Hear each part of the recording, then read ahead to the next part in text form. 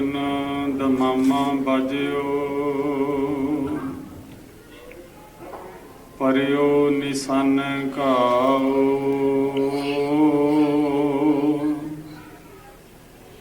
ਖੇਤ ਜੋ ਮਾਂਡਿਓ ਸੂਰਮਾ, ਅਬ ਜੂਝਨ ਕੋ ਦਾਉ। ਸੂਰਾ ਸੋ ਪਹਿਚਾਨੀਐ, ਜੋ ਲਰੈ ਦੀਨ ਕੇ ਹੇਤ।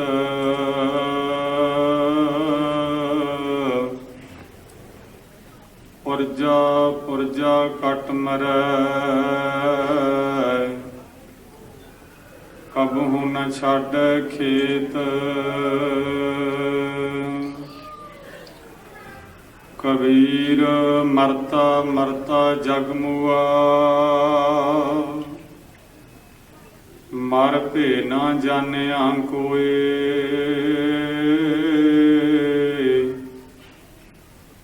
ਐਸੀ ਮਰਣੀ ਜੋ ਮਰੈ, ਬਹੁਰ ਨ ਮਰਨਾ ਹੋਏ।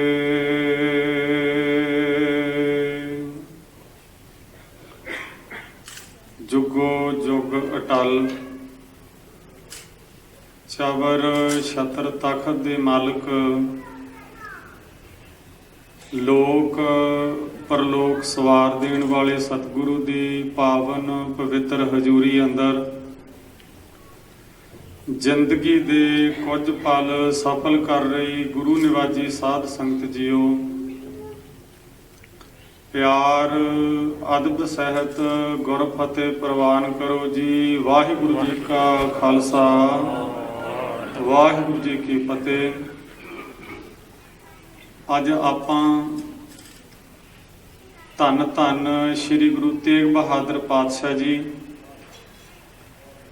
ਅਤੇ ਉਹਨਾਂ ਦੇ ਨਾਲ ਭਾਈ ਮਤੀ ਦਾਸ, ਭਾਈ ਸਤੀ ਦਾਸ ਤੇ ਭਾਈ ਦਿਆਲਾ ਜੀ, ਜਿਨ੍ਹਾਂ ਨੇ ਪਾਤਸ਼ਾਹ ਜੀ ਦੇ ਨਾਲ ਸ਼ਹੀਦੀ ਜਾਮ ਪੀਤਾ,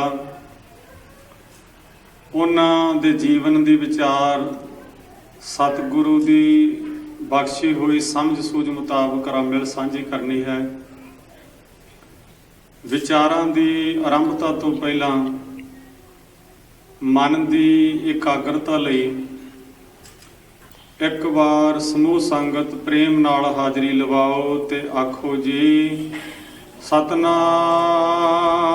ਸ਼੍ਰੀ ਵਾਹਿਗੁਰੂ ਜੀ। ਧੰਨ ਧੰਨ ਸ੍ਰੀ ਗੁਰੂ ਹਰਗੋਬਿੰਦ ਪਾਤਸ਼ਾਹ ਜੀ ਦੇ ਘਰ ਆਖਰੀ ਸੰਤਾਨ ਦਾ ਜਨਮ ਹੋਇਆ। ਪੁੱਤਰਾਂ ਵਿੱਚੋਂ ਸਭ ਤੋਂ ਵੱਡੇ ਨੇ ਬਾਬਾ ਗੁਰਦਿੱਤਾ ਜੀ।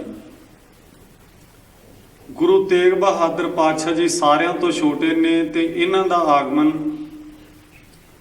ਸਨ 1621 ਵਿੱਚ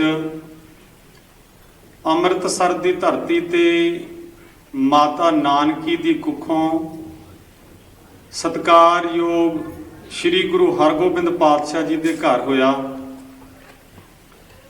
ਜਦੋਂ ਬੱਚੇ ਦਾ ਜਨਮ ਹੋਇਆ, ਆਣ ਕੇ ਇੱਕ ਸਿੱਖ ਨੇ ਦੱਸਿਆ ਪਾਤਸ਼ਾਹ ਜੀ ਘਰ ਸਾਹਿਬਜ਼ਾਦੇ ਦਾ ਜਨਮ ਹੋਇਆ ਹੈ।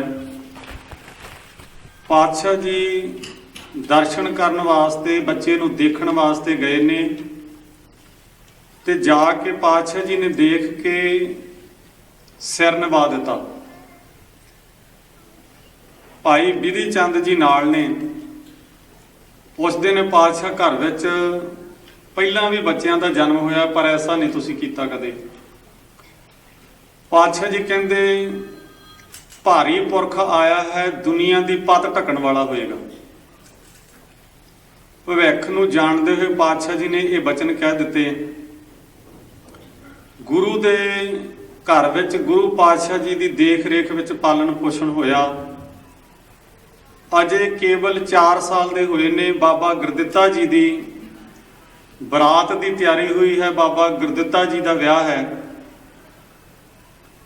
ਗੁਰਮੁਖਾਂ ਦੇ ਰੂਪ ਵਿੱਚ ਠਾਠ ਬਾਠ ਦੇ ਨਾਲ ਬਰਾਤ ਤੁਰੀ ਹੈ। ਸਿੱਖ ਸ਼ਬਦ ਵੀ ਪੜ੍ਹਦੇ ਜਾ ਰਹੇ ਨੇ। ਇਹਨਾਂ ਗੁਰਮੁਖਾਂ ਦੀ ਬਰਾਤ ਨੂੰ ਦੇਖਣ ਵਾਸਤੇ ਦੁਨੀਆ ਦੇ ਲੋਕ ਖੜੇ ਹੋਏ ਨੇ ਤੇ ਉਸ ਭੀੜ ਦੇ ਵਿੱਚ ਇੱਕ ਗਰੀਬ ਬੱਚਾ ਵੀ ਹੈ। ਸਰਦੀਆਂ ਦੇ ਦਿਨ ਨੇ,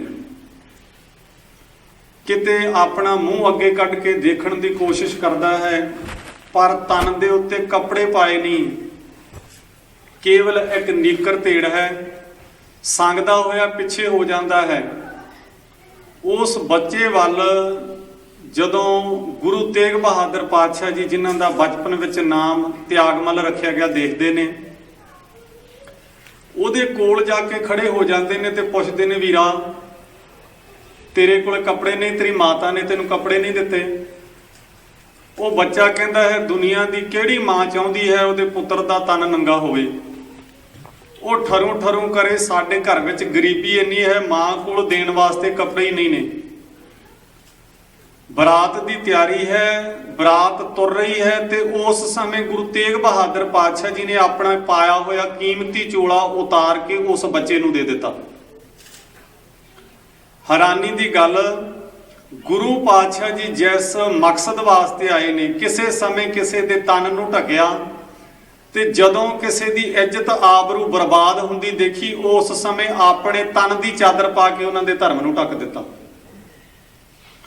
ਮਾਤਾ ਜੀ ਨੇ ਦੇਖਿਆ ਵੀ ਕੇਵਲ ਨੀਚੇ ਜਿਹੜੀ ਕੁੜਤੀ ਪਾਈ ਉਹ ਰਹਿ ਗਈ, ਉੱਪਰਲਾ ਕੀਮਤੀ ਜਿਹੜਾ ਚੋਲਾ ਸੀ ਤਿਆਗਮੱਲ ਨੇ ਕਿਸੇ ਨੂੰ ਦੇ ਦਿੱਤਾ ਹੈ। ਮਾਤਾ ਨਾਨਕੀ ਨੇ ਜਲਦੀ ਨਾਲ ਬੁੱਕਲ ਵਿੱਚ ਲਿਆ, ਕਹਿਣ ਲੱਗੇ, ਤੇਰਾ ਚੋਲਾ ਕਿੱਥੇ ਹੈ? ਕਹਿਣ ਲੱਗੇ, ਮਾਤਾ ਜੀ ਉਹ ਚੋਲਾ ਮੈਂ ਇੱਕ ਗਰੀਬ ਬੱਚੇ ਨੂੰ, ਉਹ ਜਿਹੜਾ ਸਾਹਮਣੇ ਖੜਾ ਹੈ, ਉਹਨੂੰ ਉਤਾਰ ਕੇ ਦੇ ਦਿੱਤਾ। ਉਹਦੀ ਮਾਂ ਗਰੀਬ ਹੈ, ਉਹਦੇ ਤਨ ਦੇ ਕੱਪੜੇ ਨਹੀਂ ਸਨ, ਤੁਸੀਂ ਤਾਂ ਮੈਨੂੰ ਪਾਉਣ ਵਾਸਤੇ ਹੋਰ ਦੇ ਦਿਓਗੇ। ਮਾਤਾ ਕਹਿਣ ਲੱਗੇ, ਕੀਮਤੀ ਚੋਲਾ ਸੀ, ਏਡੀ ਜਲਦੀ ਇੰਤਜ਼ਾਮ ਕਿੱਥੋਂ ਹੋਏਗਾ? ਤੈਨੂੰ ਪਹਿਲਾਂ ਵਾਲੀ ਕੋਈ ਪੋਸ਼ਾਕ ਪਾ ਕੇ ਜਾਣਾ ਹੋਏਗਾ। ਜੇ ਇਦਾਂ ਦੀ ਗੱਲਬਾਤ ਕਰ ਰਹੇ ਨੇ, ਹਰਗੋਬਿੰਦ ਪਾਤਸ਼ਾਹ ਜੀ ਨੇ ਦੇਖਿਆ, ਆਣ ਕੇ ਜਲਦੀ ਨਾਲ ਮਸਤਕ ਚੁੰਮਿਆ, ਪਿਆਰ ਕੀਤਾ, ਕਹਿੰਦੇ, ਪੁੱਤਰਾ ਜਿਸ ਕੰਮ ਵਾਸਤੇ ਆਇਆ ਸੀ ਉਹ ਕੰਮ ਸ਼ੁਰੂ ਵੀ ਕਰ ਦਿੱਤਾ ਹੈ। ਜਿਹੜਾ ਕਿਸੇ ਨੂੰ ਤਨ ਤੋਂ ਨੰਗੇ ਨੂੰ ਨਹੀਂ ਦੇਖ ਸਕਦਾ, ਉਹ ਕਿਸੇ ਦੀ ਇੱਜ਼ਤ ਆਬਰੂ ਰੁਲਦੀ ਕਿਵੇਂ ਦੇਖ ਸਕੇਗਾ? ਗੁਰੂ ਪਾਤਸ਼ਾਹ ਜੀ ਨੇ ਇਹ ਕੁਰਬਾਨੀ ਕੀਤੀ ਤੇ ਧਰਮੀ ਪੁਰਖ ਦੀ ਨਿਸ਼ਾਨੀ ਵੀ ਸ੍ਰੀ ਗੁਰੂ ਗ੍ਰੰਥ ਸਾਹਿਬ ਵਿੱਚ ਇਹੀ ਲਿਖੀ ਹੈ। ਕੇਵਲ ਤਨ ਤੇ ਚੋਲੇ ਪਾ ਲੈਣ ਵਾਲਾ, ਗੋਲ ਦਸਤਾਰਾਂ ਬੰਨਣ ਵਾਲਾ, ਮਾਲਾ ਗਲ ਵਿੱਚ ਪਾਉਣ ਵਾਲਾ ਕੇਵਲ ਧਰਮੀ ਨਹੀਂ ਹੁੰਦਾ। ਧਰਮ ਦੀ ਨਿਸ਼ਾਨੀ ਇਹ ਹੈ, ਪਾਤਸ਼ਾਹ ਜੀ ਕਹਿੰਦੇ, ਨਹਿ ਬਿਲੰਬ ਧਰਮੰ ਬਿਲੰਬ ਪਾਪੰ। ਧਰਮ ਦਾ ਕੰਮ ਕਰਦਿਆਂ ਦੇਰੀ ਨਹੀਂ ਕਰਦਾ ਜਿਹੜਾ ਧਰਮੀ ਪੁਰਸ਼ ਹੁੰਦਾ ਹੈ। ਨਹਿ ਬਿਲੰਬ ਧਰਮੰ ਬਿਲੰਬ ਪਾਪੰ ਦਿਰੜੰਤ ਨਾਮੰ ਤਯੰਤ ਲੋਭੰ ਸਰਣ ਸੰਤੰ ਕਿਲਬਿਖ ਨਾਸੰ। ਕਹਿੰਦੇ, ਪ੍ਰਾਪਤੰ ਧਰਮ ਲਖਣ ਨਾਨਕ ਜੇ ਸੋ ਪ੍ਰਸੰਨ ਮਾਧਵੈ। ਇਹ ਧਰਮ ਦੇ ਲੱਛਣ ਹੁੰਦੇ ਨੇ। ਗੁਰੂ ਤੇਗ ਬਹਾਦਰ ਪਾਤਸ਼ਾਹ ਜੀ ਨੂੰ ਪੜ੍ਹਨ ਵਾਸਤੇ ਬਾਬਾ ਬੁੱਢਾ ਜੀ ਕੋਲ ਰਮਦਾਸ ਭੇਜਿਆ ਗਿਆ। ਭਾਈ ਸਾਹਿਬ ਭਾਈ ਗੁਰਦਾਸ ਜੀ ਨੇ ਵੀ ਇਹਨਾਂ ਨੂੰ ਵਿਦਿਆ ਪੜ੍ਹਾਈ। ਗੁਰੂ ਪਾਤਸ਼ਾਹ ਜੀ ਦੀ ਰਹਿਮਤ ਦੇ ਨਾਲ ਸਮਾਂ ਬਤੀਤ ਹੁੰਦਾ ਗਿਆ। ਸਨ 1632 ਵਿੱਚ ਕਰਤਾਰਪੁਰ ਦੀ ਧਰਤੀ ਤੇ ਲਾਲ ਚੰਦ ਮਾਤਾ ਬਿਸ਼ਨ ਕੌਰ ਦੀ ਪੁੱਤਰੀ ਮਾਤਾ ਗੁਜਰੀ ਜੀ ਦੇ ਨਾਲ ਤਿਆਗਮੱਲ ਜੀ ਹੁਣਾਂ ਦੀ ਸ਼ਾਦੀ ਹੋਈ। ਗੁਰੂ ਹਰਗੋਬਿੰਦ ਪਾਤਸ਼ਾਹ ਜੀ ਨੇ ਇਸ ਸਥਾਨ ਤੇ ਆਖਰੀ ਜੰਗ ਲੜੀ ਹੈ, ਚੌਥੀ ਕਰਤਾਰਪੁਰ ਵਾਲੀ, ਜਿੱਥੇ ਪੈਂਦੇ ਖਾਂ ਚੜ੍ਹਾਈ ਕਰਕੇ ਆਉਂਦਾ ਹੈ। ਇਸ ਸਥਾਨ ਤੇ ਤਿਆਗਮੱਲ ਨੇ ਕਿਰਪਾਨ ਦੇ ਜੌਹਰ ਦਿਖਾਏ ਤੇ ਪਾਤਸ਼ਾਹ ਜੀ ਨੇ ਇਹਨਾਂ ਦੀ ਸੂਰਮਗਤੀ ਨੂੰ ਦੇਖ ਕੇ ਉਸ ਦਿਨ ਤੋਂ ਕਹਿ ਦਿੱਤਾ, ਪੁੱਤਰਾ ਤੂੰ ਤਿਆਗਮੱਲ ਨਹੀਂ, ਤੂੰ ਤਾਂ ਤੇਗ ਬਹਾਦਰ ਹੈ। ਤੇਗ ਬਹਾਦਰ ਨਾਮ ਰੱਖ ਦਿੱਤਾ। ਗੁਰੂ ਪਾਤਸ਼ਾਹ ਜੀ ਕੁਝ ਸਮਾਂ ਇਸੇ ਸਥਾਨ ਤੇ ਟਿਕੇ ਤੇ ਫਿਰ ਇੱਥੋਂ ਕੀਰਤਪੁਰ ਦੀ ਧਰਤੀ ਤੇ ਚਲੇ ਗਏ। ਸਮੇਂ ਨੂੰ ਦੇਖਦਿਆਂ, ਯੋਗ ਸਮਝਦਿਆਂ ਹਰਗੋਬਿੰਦ ਪਾਤਸ਼ਾਹ ਜੀ ਨੇ ਆਪਣੇ ਪੋਤਰੇ ਹਰ ਰਾਏ ਨੂੰ ਗੁਰਿਆਈ ਦੇ ਦਿੱਤੀ। ਉਸ ਤੋਂ ਬਾਅਦ ਗੁਰੂ ਹਰ ਰਾਏ ਪਾਤਸ਼ਾਹ ਜੀ ਨੇ ਸ੍ਰੀ ਗੁਰੂ ਹਰਕ੍ਰਿਸ਼ਨ ਪਾਤਸ਼ਾਹ ਜੀ ਨੂੰ ਗੁਰਿਆਈ ਦਿੱਤੀ। 5 ਸਾਲ ਦੀ ਉਮਰ ਹੋਏਗੀ ਉਹਨਾਂ ਦੀ। ਤਕਰੀਬਨ 3 ਸਾਲ ਦਾ ਸਮਾਂ ਸ੍ਰੀ ਗੁਰੂ ਹਰਕ੍ਰਿਸ਼ਨ ਪਾਤਸ਼ਾਹ ਜੀ ਗੁਰਿਆਈ ਤੇ ਰਹੇ ਨੇ। 3 ਸਾਲਾਂ ਤੋਂ ਬਾਅਦ ਦਿੱਲੀ ਦੀ ਸੰਗਤ ਦੇ ਬੇਨਤੀ ਕਰਨ ਤੇ ਸ੍ਰੀ ਗੁਰੂ ਹਰਕ੍ਰਿਸ਼ਨ ਪਾਤਸ਼ਾਹ ਜੀ ਦਿੱਲੀ ਦੀ ਧਰਤੀ ਤੇ ਗਏ ਨੇ। ਇਸ ਥਾਂ ਤੇ ਚੇਚਕ ਦੀ ਬਿਮਾਰੀ ਫੈਲੀ ਸੀ। ਪਾਤਸ਼ਾਹ ਜੀ ਨੇ ਅਨੇਕਾਂ ਰੋਗੀਆਂ ਦੀ ਸੇਵਾ ਵੀ ਕੀਤੀ। ਸਰੀਰ ਕੁਝ ਪੀੜਤ ਹੋਇਆ ਤੇ ਇਸੇ ਥਾਂ ਤੇ ਪਾਤਸ਼ਾਹ ਜੀ ਨੇ ਆਪਣਾ ਆਖਰੀ ਸਮਾਂ ਜਾਣ ਕੇ ਭਾਈ ਦਰਗਾਹ ਮੱਲ ਨੂੰ, ਮਾਤਾ ਸੁਲੱਖਣੀ ਨੂੰ ਤੇ ਹੋਰ ਸਿੱਖਾਂ ਨੂੰ ਬੁਲਾਇਆ ਤੇ ਜਿਹੜੀ ਗੁਰਿਆਈ ਦੀ ਰਸਮ ਸੀ, ਇੱਕ ਨਾਰੀਅਲ ਲੈ ਕੇ ਆਪਣੇ ਸਿਰ ਦੇ ਉੱਪਰ ਘੁਮਾ ਕੇ 5 ਪੈਸੇ ਨਾਲ ਦੇ ਕੇ ਕਹਿ ਦਿੱਤਾ, ਬਾਬਾ ਬਸੇ ਗ੍ਰਾਮ ਬਕਾਲੇ, ਬਣਗੁਰ ਸੰਗਤ ਸਕਲ ਸੰਭਾਲੇ।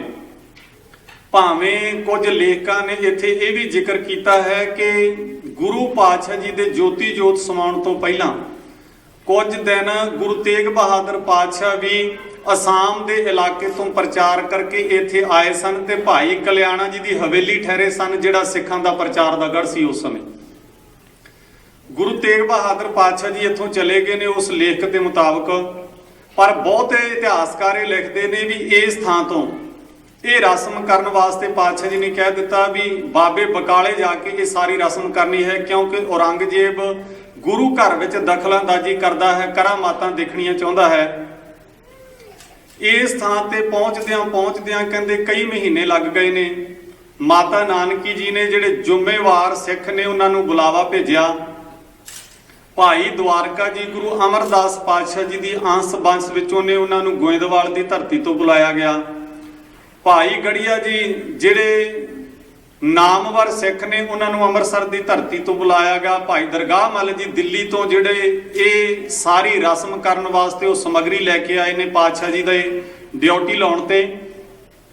ਸੰਗਤਾਂ ਦੇ ਇਕੱਠ ਵਿੱਚ ਗੁਰੂ ਤੇਗ ਬਹਾਦਰ ਪਾਤਸ਼ਾਹ ਜੀ ਨੂੰ ਸਤਿਕਾਰਯੋਗ ਬਾਬਾ ਬੁੱਢਾ ਜੀ ਦੀ ਅੰਸ਼ ਬੰਸ਼ ਵਿੱਚੋਂ ਭਾਈ ਗੁਰਦਿੱਤਾ ਜੀ ਨੇ ਗੁਰਿਆਈ ਦਾ ਤਿਲਕ ਦਿੱਤਾ।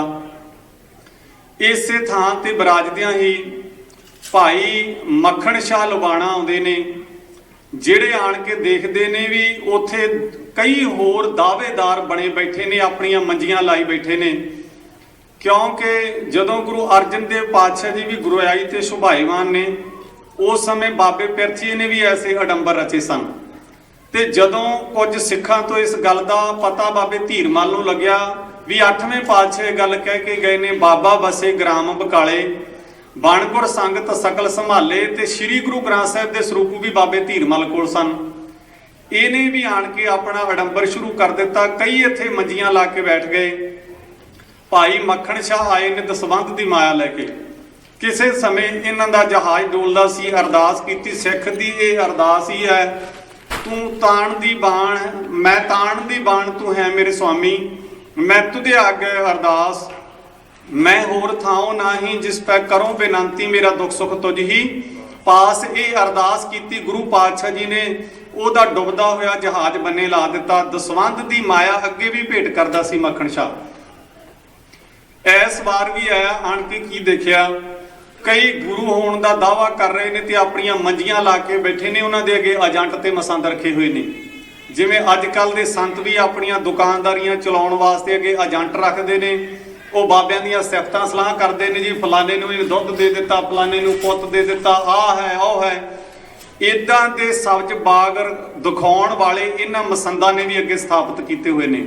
ਕਈ ਦਾਅਵੇਦਾਰ ਬਣ ਕੇ ਬੈਠੇ ਨੇ। ਭਾਈ ਮੱਖਣ ਸ਼ਾਹ ਨੇ ਦੇਖਿਆ ਵੀ ਇਹ ਤਾਂ ਕਈ ਦਾਅਵੇਦਾਰ ਬਣੇ ਬੈਠੇ ਨੇ, ਆਪਣੇ ਡੇਰੇ ਤੇ ਲੈ ਕੇ ਜਾਂਦੇ ਨੇ। ਉਹਨਾਂ ਨੂੰ ਪਰਖਣ ਵਾਸਤੇ ਮੱਖਣ ਸ਼ਾਹ ਜੀ 2-3 ਮੋਹਰਾਂ ਉਹਨਾਂ ਦੇ ਮੂਹਰੇ ਰੱਖ ਦਿੰਦੇ ਨੇ ਤੇ ਅੱਗੋਂ ਗੁਰੂ ਵਾਲੀ ਝਲਕ ਕਿਸੇ ਕੋਲ ਨਹੀਂ ਪਈ। ਇਹ ਅਸੀਸਾਂ ਦਿੰਦੇ ਨੇ ਵੀ ਫਲਾਣੇ ਦਾ ਕਾਰੋਬਾਰ ਚੱਲ ਗਿਆ ਸੀ, ਅਸੀਂ ਉਹਨੂੰ ਵੀ ਆਸ਼ੀਰਵਾਦ ਦਿੱਤੀ ਹੈ, ਤੈਨੂੰ ਦੁੱਧ ਮਿਲੇ, ਪੁੱਤ ਮਿਲੇ, ਤੈਨੂੰ ਰੁਪਈਆ ਮਿਲੇ, ਇਦਾਂ ਦੀਆਂ ਗੱਲਾਂ ਇਹ ਕਰਦੇ ਨੇ। ਇਹਨਾਂ ਸਾਰਿਆਂ ਨੂੰ ਦੇਖ ਕੇ ਅਖੀਰ ਨੂੰ ਪੁੱਛਦੇ ਨੇ ਵੀ ਇਸ ਸਥਾਨ ਤੇ ਕੋਈ ਹੋਰ ਵੀ ਹੈ। ਕਿਸੇ ਨੇ ਕਹਿ ਦਿੱਤਾ ਵੀ ਦੁਨੀਆ ਦੇ ਲੋਕ ਕਹਿੰਦੇ ਨੇ ਵੀ ਇੱਕ ਤੇਗਾ ਨਾਂ ਦਾ ਕੋਈ ਪੁਰਖ ਰਹਿੰਦਾ ਹੈ, ਜਿਹਨੂੰ ਦੁਨੀਆ ਦੇ ਲੋਕ ਕਈ ਮਸਤਾਨਾ ਵੀ ਕਹਿ ਦਿੰਦੇ ਨੇ, ਕਿਉਂਕਿ ਬੰਦਗੀ ਵਾਲੇ ਉੱਚੇ ਜੀਵਨ ਵਾਲਿਆਂ ਦੇ ਜਿਹੜੇ ਖਿਆਲ ਹੁੰਦੇ ਨੇ ਦੁਨੀਆਦਾਰਾਂ ਦੇ ਸਿਰ ਤੋਂ ਲੰਘ ਜਾਂਦੇ ਨੇ। ਕਈ ਵਾਰ ਭੁੱਲੜ ਲੋਕ ਇਹ ਕਹਿ ਦਿੰਦੇ ਨੇ, ਜਿਵੇਂ ਗੁਰੂ ਨਾਨਕ ਪਾਤਸ਼ਾਹ ਨੂੰ ਵੀ ਕਹਿ ਦਿੱਤਾ ਸੀ, ਕੋਈ ਆਖੈ ਭੂਤ ਨਾ ਕੋ ਕਹੈ ਬਿਤਾਲਾ, ਕੋਈ ਆਖੈ ਆਦਮੀ ਨਾਨਕ ਵਿਚਾਰਾ। ਤੇ ਇੱਥੇ ਵੀ ਕਹਿੰਦੇ ਨੇ ਵੀ ਇੱਕ ਤੇਗਾ ਮਸਤਾਨਾ ਨਾਂ ਦਾ ਰਹਿੰਦਾ ਹੈ। ਸੋਚਿਆ ਵੀ ਕਿਤੇ ਉਹ ਹੀ ਨਾ ਹੋਣ, ਟਿਕਾਣਾ ਪੁੱਛ ਕੇ ਗਏ ਦਰਸ਼ਨ ਕਰਨ ਵਾਸਤੇ। ਇੰਨੇ ਅਮੀਰ ਸਨ ਭਾਈ ਮੱਖਣ ਸ਼ਾਹ ਲੁਬਾਣਾ, 500 ਸਿਪਾਹੀ ਇਹਨਾਂ ਦੇ ਨਾਲ ਰਹਿੰਦੇ ਸਨ। ਉਸ ਸਮੇਂ ਅੰਦਰ ਜਿਹਦੇ ਜਹਾਜ਼ ਚੱਲਦੇ ਨੇ ਉਹ ਕਿੰਨਾ ਅਮੀਰ ਸਿੱਖ ਹੋਏਗਾ। ਕਹਿੰਦੇ ਜਦੋਂ ਦਰਸ਼ਨ ਕਰਨ ਵਾਸਤੇ ਜਾ ਰਹੇ ਨੇ ਨਾ, ਰੌਲਾ ਰੱਪਾ ਪੈਂਦਾ ਆਉਂਦਾ ਹੈ। ਲਾਓ ਲਸ਼ਕਰ ਨਾਲ ਹੈ। ਗੁਰੂ ਤੇਗ ਬਹਾਦਰ ਪਾਤਸ਼ਾਹ ਆਪਣੇ ਸਿੱਖ ਭਾਈ ਗੜੀਆ ਨੂੰ ਕਹਿੰਦੇ ਨੇ ਇਹ ਕੌਣ ਆ ਰਿਹਾ? ਉਹ ਕਹਿੰਦੇ ਨੇ ਮੱਖਣ ਸ਼ਾਹ ਲੁਬਾਣਾ ਆਇਆ ਹੈ ਦਰਸ਼ਨ ਕਰਨ ਵਾਸਤੇ। ਪਾਤਸ਼ਾਹ ਜੀ ਕਹਿੰਦੇ ਜੇ ਦਰਸ਼ਨ ਕਰਨ ਆਇਆ ਉਹਨੂੰ ਸਮਝਾਓ ਵੀ ਗੁਰੂ ਦੇ ਦਰਸ਼ਨ ਇਦਾਂ ਕਰਨ ਵਾਸਤੇ ਆਈਦਾ, ਪਹਿਲਾਂ ਆਉਣ ਦੀ ਜਾਚ ਸਿੱਖ ਲੈ। ਹੁਣ ਦੂਜੇ ਜਿਹੜੇ ਧਰਮ ਦੇ ਠੇਕੇਦਾਰ ਬਣ ਕੇ ਬੈਠੇ ਸਨ ਨਾ, ਉਹ ਕਹਿੰਦੇ ਸਨ ਅਸੀਂ ਦੁੱਧ ਦੇਵਾਂਗੇ, ਪੁੱਤ ਦੇਵਾਂਗੇ, ਜੀ ਹਜ਼ੂਰੀ ਕਰਦੇ ਹੱਥ ਜੋੜਦੇ ਅੱਗੇ ਪਿੱਛੇ ਤੁਰੇ ਫਿਰਦੇ ਨੇ। ਪਰ ਪਾਤਸ਼ਾਹ ਜੀ ਨੇ ਸੁਨੇਹਾ ਭੇਜਿਆ ਵੀ ਉਹਨੂੰ ਕਹੋ ਗੁਰੂ ਘਰ ਆਉਣ ਦੀ ਜਾਚ ਸਿੱਖ ਲਵੇ, ਕਿਉਂਕਿ ਸਤਿਗੁਰੂ ਬੇਪਰਵਾਹ ਹੈ।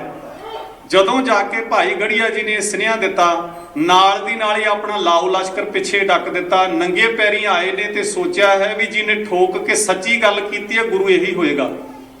ਆਣ ਕੇ ਜਦੋਂ ਦਰਸ਼ਨ ਕੀਤੇ, ਨਿਹਾਲ ਹੋਇਆ, ਮਨ ਦੀ ਸੰਤੁਸ਼ਟੀ ਹੋਈ, ਦਸਵੰਧ ਦੀ ਮਾਇਆ ਭੇਟ ਕੀਤੀ ਤੇ ਨਾਲ ਨਾਲ ਜਿਵੇਂ ਸਤਿਕਾਰਯੋਗ ਬਾਬਾ ਬੁੱਢਾ ਜੀ ਨੇ, ਭਾਈ ਗੁਰਦਾਸ ਜੀ ਨੇ ਪੰਜਵੇਂ ਪਾਤਸ਼ਾਹ ਵੇਲੇ ਪਿਪਲੀ ਸਾਹਿਬ ਨਾਕਾ ਲਾ ਕੇ ਸੰਗਤਾਂ ਨੂੰ ਸੁਚੇਤ ਕੀਤਾ ਸੀ ਵੀ ਗੁਰੂ ਪਿਰਥੀਆ ਨਹੀਂ, ਗੁਰੂ ਸ੍ਰੀ ਗੁਰੂ ਅਰਜਨ ਦੇਵ ਨੇ। ਇਸੇ ਤਰ੍ਹਾਂ ਹੀ ਕੋਠੇ ਤੇ ਚੜ ਕੇ ਪੱਲੂ ਫੇਰਿਆ। ਪੱਲੂ ਫੇਰਨ ਦਾ ਮਤਲਬ ਸੀ ਲੋਕਾਂ ਨੂੰ ਇਕੱਠੇ ਕਰਨਾ ਤੇ ਸੁਚੇਤ ਕਰਨਾ। ਪੱਲੂ ਫੇਰਦਿਆਂ ਹੋਇਆਂ ਇਹ ਗੱਲ ਕਹੀ, ਗੁਰੂ ਲਾਧੋ ਰੇ, ਗੁਰੂ ਲਾਧੋ ਰੇ, ਇਹ ਹੁੱਕਾ ਲਾਇਆ।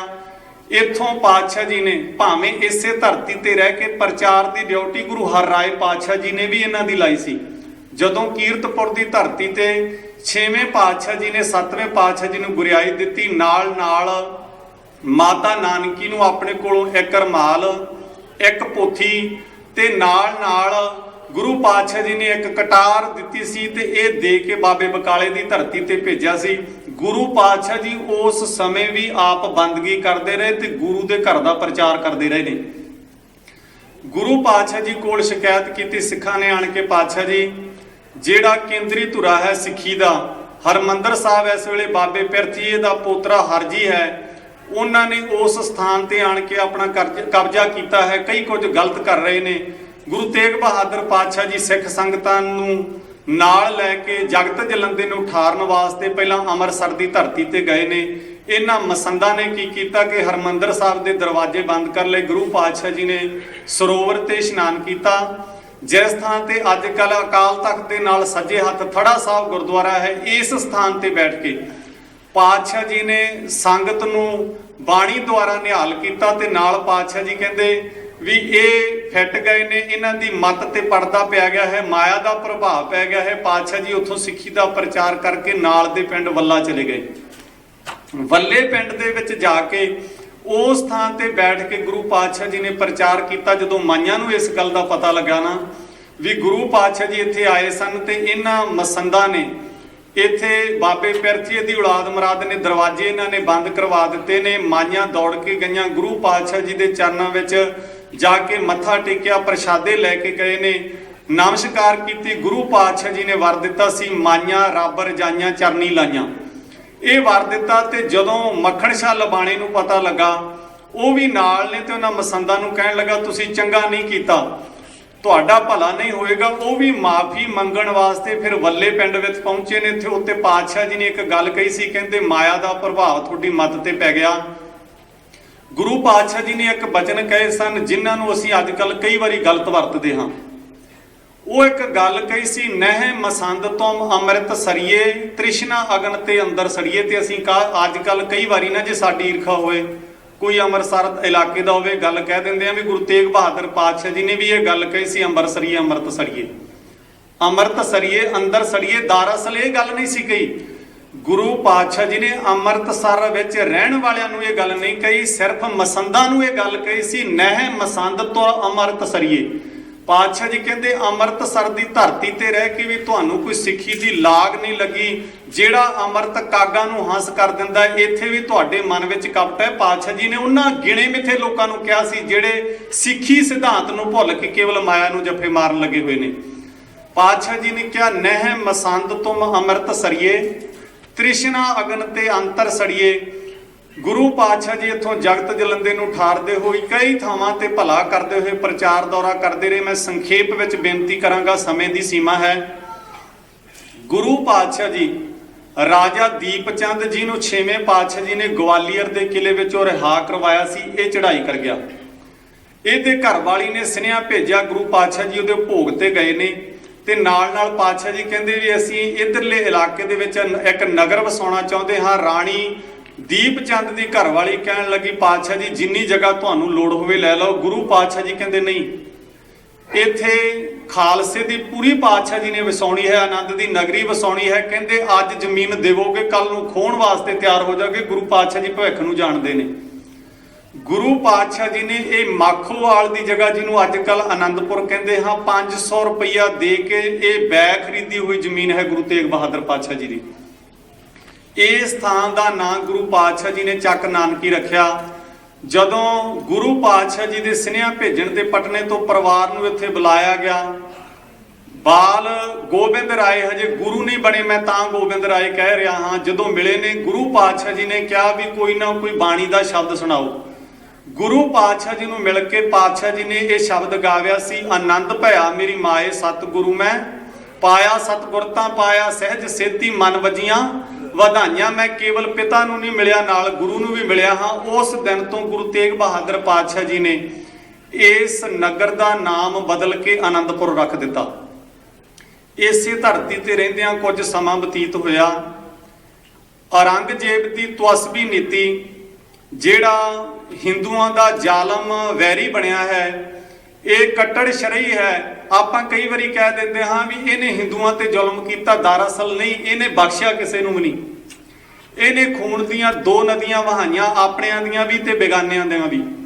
ਇਹਨੇ ਆਪਣੇ ਪਿਤਾ ਨੂੰ ਵੀ ਕਤਲ ਕੀਤਾ, ਜੇਲ੍ਹ ਦੇ ਵਿੱਚ ਡੱਕਿਆ, ਆਪਣੇ ਭਰਾਵਾਂ ਨੂੰ ਵੀ ਕਤਲ ਕੀਤਾ, ਆਪਣੀ ਭੈਣ ਨੂੰ ਵੀ ਕਤਲ ਕਰ ਦਿੱਤਾ, ਆਪਣੀ ਬੇਟੀ ਨੂੰ ਵੀ ਸਲੋ ਪੋਇਜ਼ਨ ਦੇ ਕੇ ਮਾਰਿਆ ਸੀ ਔਰੰਗਜ਼ੇਬ ਨੇ। ਇਹਨੇ ਬਖਸ਼ਿਆ ਕਿਸੇ ਨੂੰ ਵੀ ਨਹੀਂ।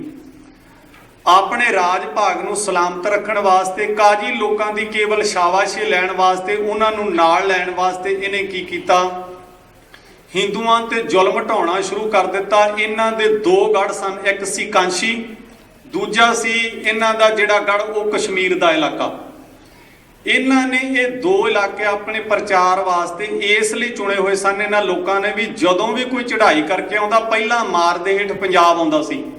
ਇਹ ਮਾਰ ਤੋਂ ਦੂਰ ਬੈਠੇ ਸਨ, ਅੰਦਰ ਸੰਦਰ ਗਾੜਾ ਕਰਕੇ ਇਹ ਲੋਕ ਭਾਵੇਂ ਉਹਨਾਂ ਲੋਕਾਂ ਨਾਲ ਸਮਝੌਤਾ ਕਰ ਲੈਂਦੇ ਰਹੇ।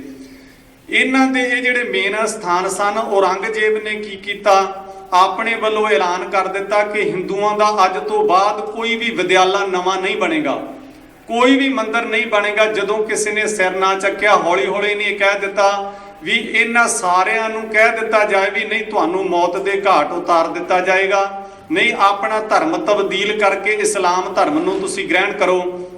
ਸ਼ੇਰ ਅਫਗਾਨ ਦੀ ਡਿਊਟੀ ਲਾਈ ਗਈ, ਜਿਹੜਾ ਉਸ ਸਮੇਂ ਕਸ਼ਮੀਰ ਦਾ ਗਵਰਨਰ ਹੈ। ਇਹ ਵੀ ਅੰਤਾਂ ਦਾ ਜ਼ਾਲਮ ਸੀ, ਦਿਨੇ ਰਾਤ ਜ਼ੁਲਮ ਕਰਨ ਲੱਗਾ, ਲੋਕਾਂ ਦੇ ਸੁਹਾਗ ਭਾਗ ਉਜਾੜੇ ਜਾਣ ਲੱਗੇ, ਦਿਨੇ ਰਾਤ ਚੀਕ ਚਿਹਾੜਾ ਮਚਣ ਲੱਗਾ। ਕੁਝ ਜ਼ਿੰਮੇਵਾਰ ਸੱਜਣਾ ਨੇ ਰਲ ਕੇ ਸੋਚਿਆ ਵੀ ਇਦਾਂ ਇਹ ਕਹਾਣੀ ਠੀਕ ਨਹੀਂ ਹੋਏਗੀ। ਉਹਨਾਂ ਨੂੰ ਕਹਿਣ ਲੱਗੇ ਵੀ ਸਾਨੂੰ 6 ਮਹੀਨੇ ਦੀ ਮੋਹਲਤ ਦਿੱਤੀ ਜਾਵੇ, ਅਸੀਂ ਰਲ ਕੇ ਕੋਈ ਨਾ ਕੋਈ ਫੈਸਲਾ ਕਰਾਂਗੇ, ਆਪਣੇ ਆਪ ਤੁਹਾਡੇ ਧਰਮ ਵਿੱਚ ਆ ਜਾਵਾਂਗੇ, ਸਾਨੂੰ 6 ਮਹੀਨੇ ਦੀ ਮੋਹਲਤ ਦਿੱਤੀ ਜਾਵੇ।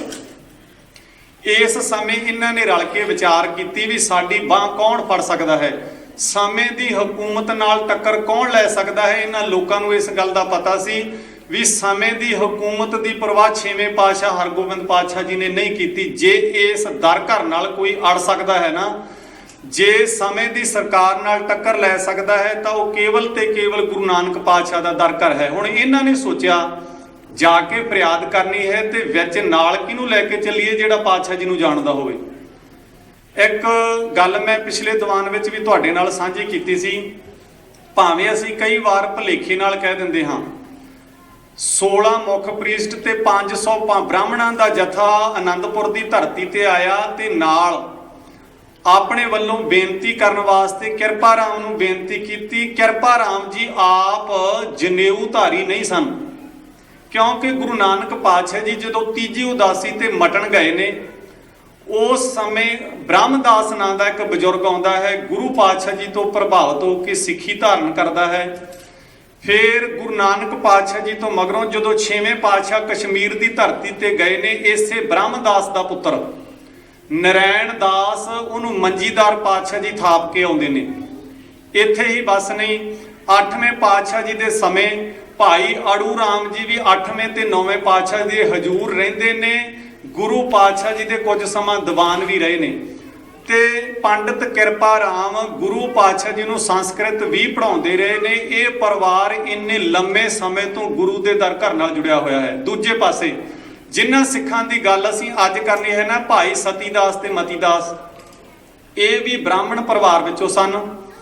ਇਹਨਾਂ ਦੇ ਵੜ ਕੇ ਇਹਨਾਂ ਦਾ ਪੜਦਾਦਾ ਭਾਈ ਪਿਰਾਗਾ ਜੀ, ਜਿਨ੍ਹਾਂ ਦਾ ਨਾਂ ਭਾਈ ਗੁਰਦਾਸ ਜੀ ਨੇ ਆਪਣੀਆਂ ਵਾਰਾਂ ਵਿੱਚ ਲਿਖਿਆ ਹੈ, ਪੰਜਵੇਂ ਪਾਤਸ਼ਾਹ ਜੀ ਦੇ ਮੁੱਖ ਸਿੱਖਾਂ ਵਿੱਚੋਂ ਸਨ।